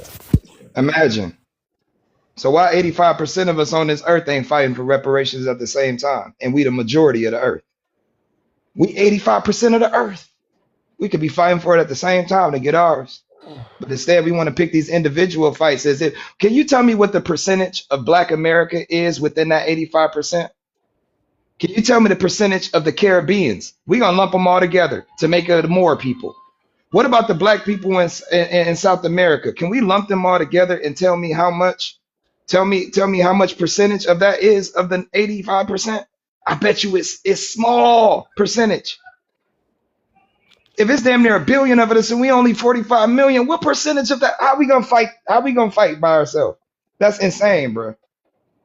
It's a fight we gonna lose, and we fighting the wrong people. We need to be fighting the British Empire because they are the original Americans. Them people, MAGA, that's the original Americans, which are descendants of Britain, Dutch. Man, I can go down the list of all the countries, but I won't. In both sides, bro. Yeah. For me, there's only one tribe, and that's the Pan-Africanist tribe. You are either for all Africans or you are for no African. But see, the reason I have to come forward with the DAFA movement is many American Africans who agree with some of what they're hearing, but don't want to be part of the conflict and the division. But they say, I either because it's a lot of that. I gotta go FBA. Yeah. Both of them antagonize African immigrants. I don't want the antagonism, but I do understand the need for us because we have a unique history that nobody else has, right? But I ain't got nowhere to go, so they're being forced to join movements that they don't fully want to support because they don't agree with the negativity. So I'm going to come with the movement where, yes, we're going to do our thing as the American African people and still link up with the general race. So you. Hey guys, I even the Freeman part is what is iffy for me, because he's excluding some people, but the Freedman. But I think what he's trying to do might actually help with this whole. I know it's another acronym to add to the list, but I think what he's trying to do is gonna actually help give some people another option of who to join, because the only two options right now is ADOS and FBA, and I know. There's already African American. There's already African American. That's why I said that it's likely that that's why he's doing that, because there are people within the FBA that the only reason why they're there is because they do not agree with this part of the story where their ancestors, all of them, come from slavery. Some of them think that some of their ancestors were freedmen. So that's why I said what I said before. It's smart. Can I ask something? Like, have y'all already discussed that these two people involved in these movement makings of changing identification labels, isn't it interesting how they both were a part of Hidden Colors and were associated at one point?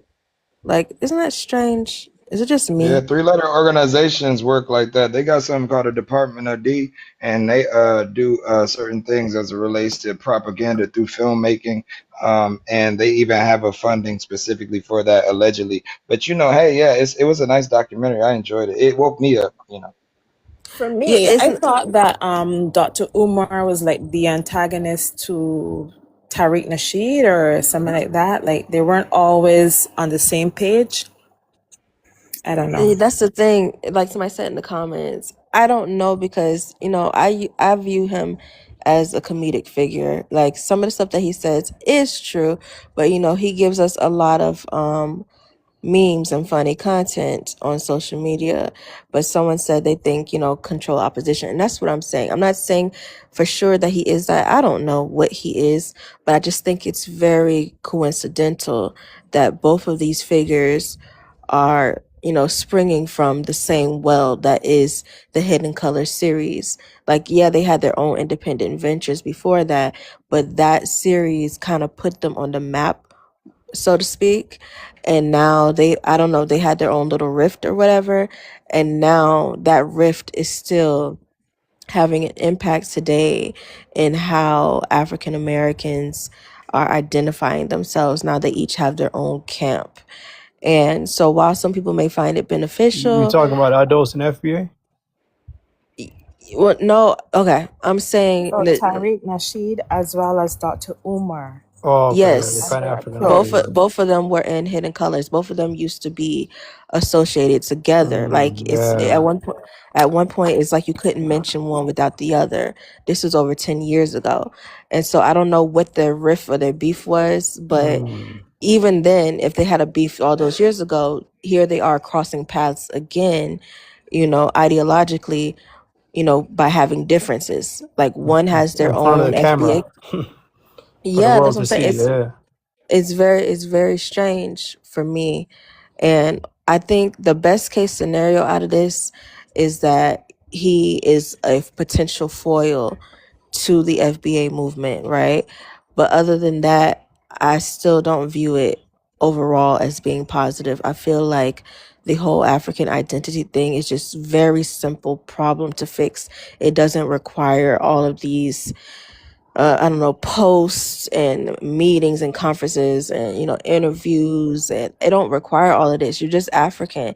It requires you to read a book and understand history. Okay. Like that's all it requires. But now it's turned into this whole like circus of sorts. It's like, why can't it just be something that's normal? Everything that involves, eagle citizens, regardless of the color, it always turns into this spectacle, and that disturbs me because I don't think it's really that difficult to decide who you are, and why do you need someone outside of you, like a leader, to help you find out that. I think that's all very strange, very very strange. So you have a solution. Your solution based in your approach to it. Because I know you see it like me. I'm new on Twitter. And just getting on Twitter, some of the ideas that throw around, I'm like, okay, I see where they going with. I see where they taking the culture. But here's the part of it that I don't find to be appealing. Is that 24 hours a day, there's a space going on. A space, for people who don't know, is on Twitter, where you open up a room and you have these conversations. You bring people on stage and you have conversations among one another. And they just going There's at it. Toxicity all day long. I can't support that crap. There's a I space can't of support someone that's just arguing about, and again, it's amongst each other. No, you're Haitian. You don't have no right to be. And I'm saying, You know what's crazy? All these labels didn't even exist before slavery. me as an innocent observer, I need them to understand that it's confusing. You start to be like you said, it feels like toxic coming off of it a little bit. And so I hate that for the movement. But again, some of the stuff they throw around, like, hey, the dead is lineage specific. We want to make sure that foundational people, descendants of slaves, get some of the money, because y'all had 400 years of free labor. Right back. I like what he said in the background a little bit while the guy was talking, was that none of these labels would exist without slavery. And that's the thing that ties us together, whether it's, African countries' names, the country names of the Caribbean, or even our identity as African American or whatever we were called and are called. All of these things exist in the aftermath of enslavement. And so if we could just understand that, it would really politically change our perception of the world that we live in. You know, like we say all the time, they are in a pan-European arrangement. We are in a pan-African arrangement, regardless of if we feel that way or not, because we share that ancestry to Africa, and that ancestry, was scattered across the Americas due to enslavement.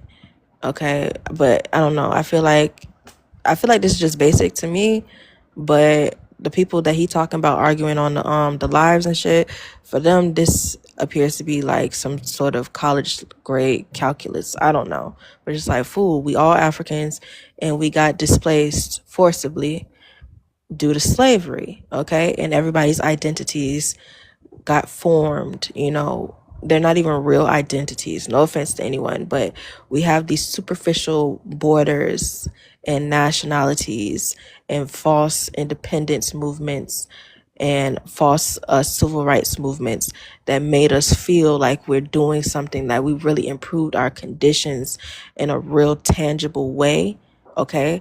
And the reality is that we've just been running in a circle in place because the powers that be, the pan-Europeans, they have us where they want us.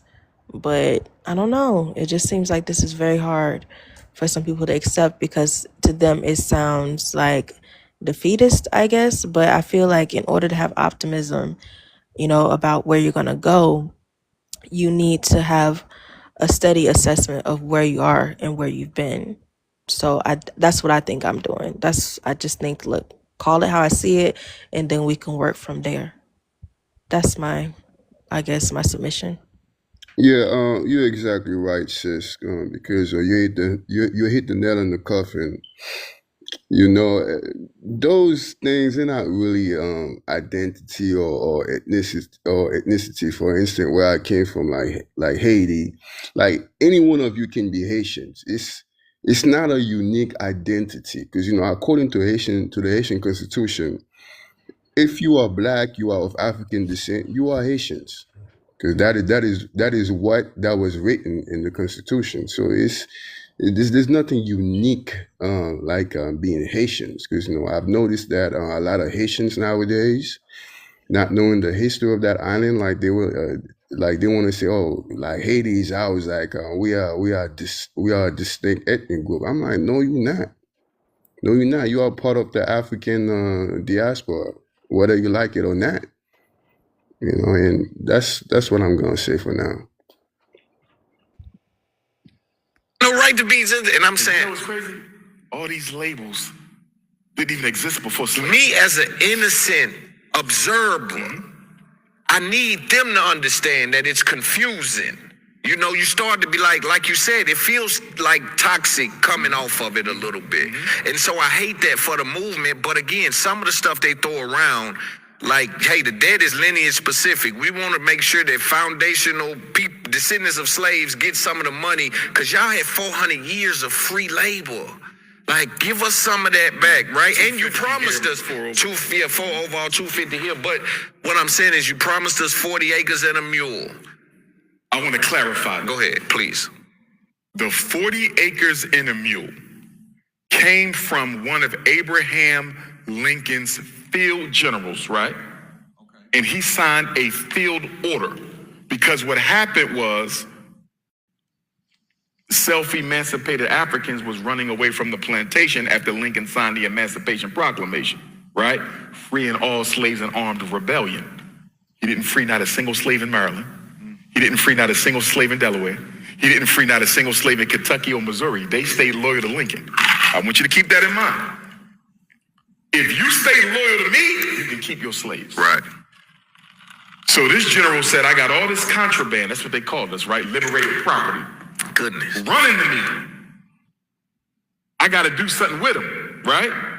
So he said, in the field, without Lincoln's approval, I'm going to give him 40 acres and a mule, which he started to do, right? So he started to give him the 40 acres and a mule. And then Abraham Lincoln said, I never approved. So he started to actually... Right, but he didn't have permission from the president, right? But Lincoln didn't agree with it. He told him to stop, but he didn't make him undo what he did. You know when it got undone? After Lincoln was assassinated, and then Andrew, was it Jackson or Johnson? Because we had a President Andrew Jackson, we had a President Andrew Johnson. I think it was Andrew Johnson. He came in after Lincoln, and he shut it down and gave that land back to the Confederates. So it was never a presidential executive order. It was never approved of by Congress. The 40 acres and a mule was a limited order issued by a general who wanted to do something to help the freed runaways start a life for themselves. So you're telling me that we've been believing that is the case the entire time. Remember, and it's historically inaccurate. The only way 40 acres and a mule could be an official law or an enactment is either Congress or an executive order, right, or a governor of a state. Congress didn't give us 40 acres and a mule. No governor gave us 40 acres and a mule to my knowledge. And there was no executive order. And it's crazy because I've always heard about We exaggerated that. Yeah, that's been exaggerated. That's been exaggerated. I'm glad you clarifying that because even me, someone that, I look into that kind of shit and I'm saying, what? Yeah. Spike Lee named his company after. I don't see a problem with it though, because it does speak to the hypocrisy of America. You follow what I'm saying? So I'm glad it does get played up, although we need to clarify it. It does speak to the hypocrisy of America. But my thing is this, Loom, for the ADOS FBAs, and I respect them. What is your agenda for the American African people besides antagonizing black immigrants and waiting on reparations? I don't hear no talk about building no institutions. I don't hear no talk about no solutions. I don't hear anything about any organization. What are you doing to address the needs of the people who you claim to care about? Because if you're not going to do anything productive for the American African people, then the movement is a fraud. You understand what I'm saying? It's a fraud. If all we're going to do is sit online and antagonize immigrants, but give the white ones a pass, give the gays a pass, give the Latinos a pass, and antagonize the black immigrants and wait on reparations that you're never going to get until you organize, then the whole movement is a fraud. I want to talk about... I want to see some movement, some progress, because there's been too much talk and I don't see no wheels. I can't push back on it. I'll look into it, but at this point, I don't, like you said, I don't really have anything concrete I can put in front of you. Theory is one thing. Where's the practice? See, I'm trained as a psychologist. You get all the theory, but when you get in that clinic and sit down with that person, think about killing themselves, and you get in there and sit down with that person who got eating disorder, and you get in there and sit up with that person with low self-esteem, and you get in there and sit down with that kid, they've been cutting their arms all up. The theory sound good in that classroom, but now you got to apply it to solve a problem.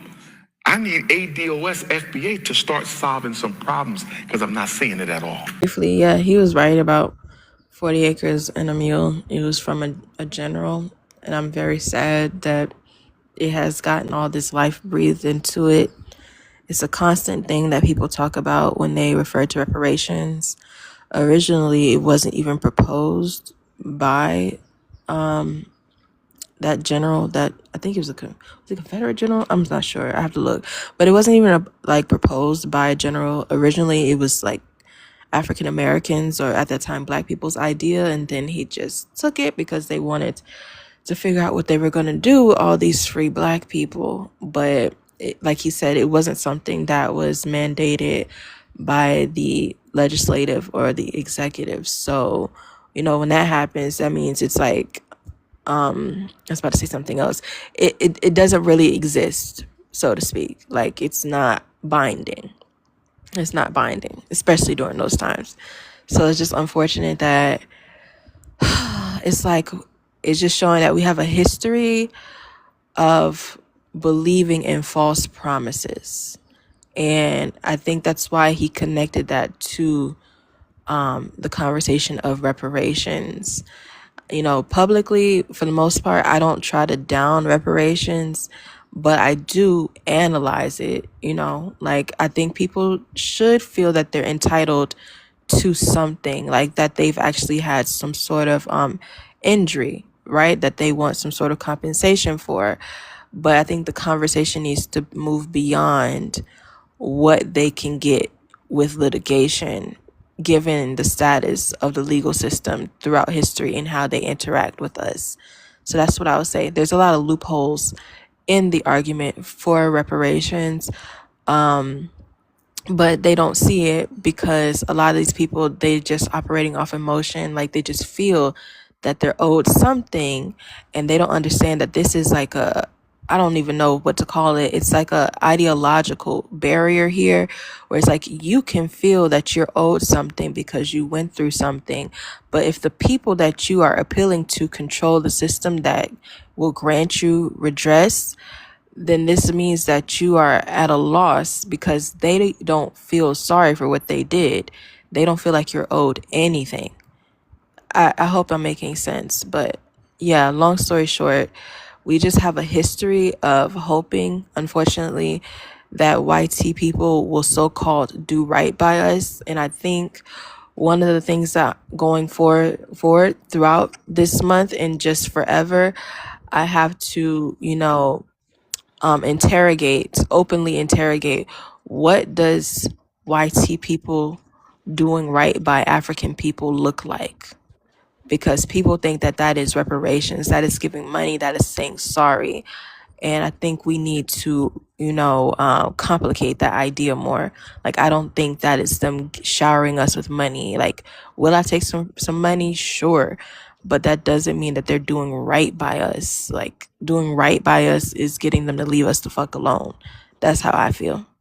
That's the end. 1000%. A promise from the great breaker of treaties.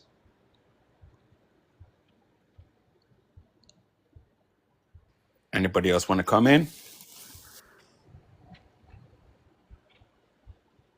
Alrighty then. So I want to talk about the 4-letter thing that he wants to start. This is how I say, guys. Rubbish. What's that? Rubbish. Hold on, let me finish. Let me get my thoughts out, brother. I'll let you submit like in an hour and a half, and I didn't make a submission. So he, in regards to African Americans, I know it might be a negative idea or a bad idea towards people that identify, but if we think about it, what his intention, just forget about the name, because the name is what's making it rubbish. So forget about the name. What his intention is to have people just like Pan-Africans are that have that community focus in America and have that global focus with all the entire diaspora. That's his focus. So the name is perhaps what's throwing Inimakia you off, and probably George, if George left. And George, oh my goodness, the amount of rudeness is crazy, and then he's gonna cry as soon as somebody interrupts him. Anyways, so that's what I think. Inimakia, what do you think about that? I understand his mission.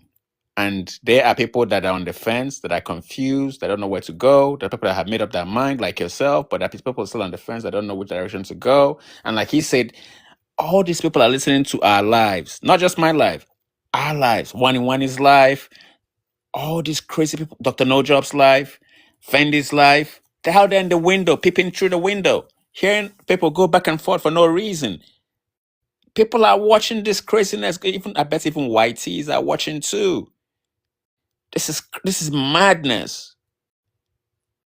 This is pure madness. if you ask Yeah, me. yeah. But Pan, Wait, this I is thought. Wait, did you force. address me first or what? Yeah. Oh, yeah, please. So what Okay. I understand where you're coming from in regards to the name and the effects of it, but I understand his mission, meaning what his intention is to carry out, to have something that supports Black agendas in America and then the global initiatives. Yeah, so, of course I agree with him, trying to have an international mindset, still pushing for Pan-Africanism and things like that. I just think that the way in which he's doing it, good luck with it. I'm not going to try to like discourage him, not that I could because I don't even know him, but what I see is that this is kind of more of a like what do you call those wheels on a tricycle? It gives me that vibe for like the kiddie wheels for when children are trying to ride a bike. I feel like it's that instead of just tearing the band-aid off and saying, hey, like, you are African. Like, you don't need to have these other ramps so that you can get comfortable with it.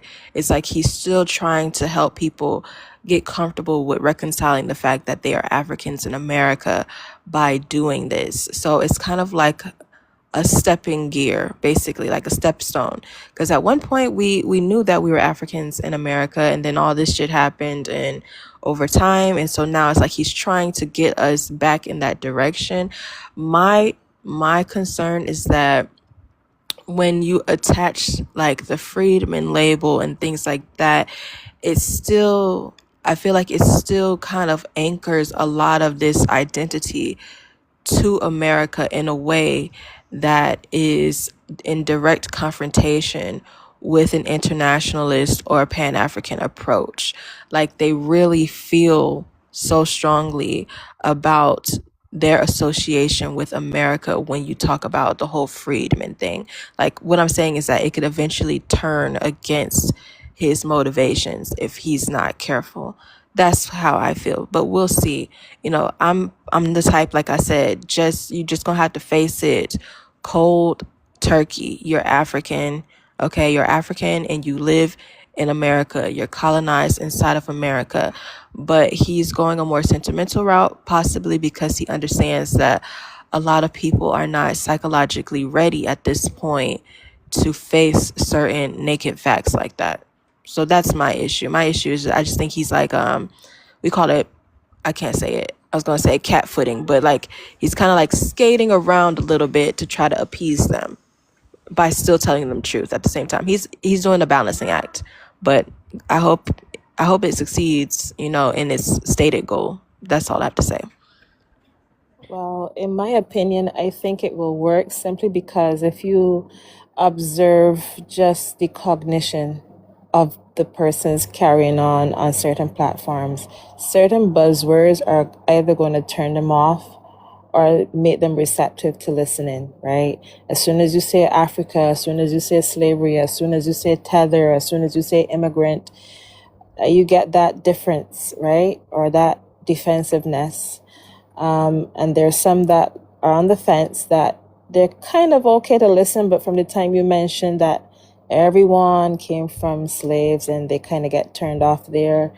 So, he's just taking a long route, like you said, to arriving at the same destination that some of us are already at, as far as I see it.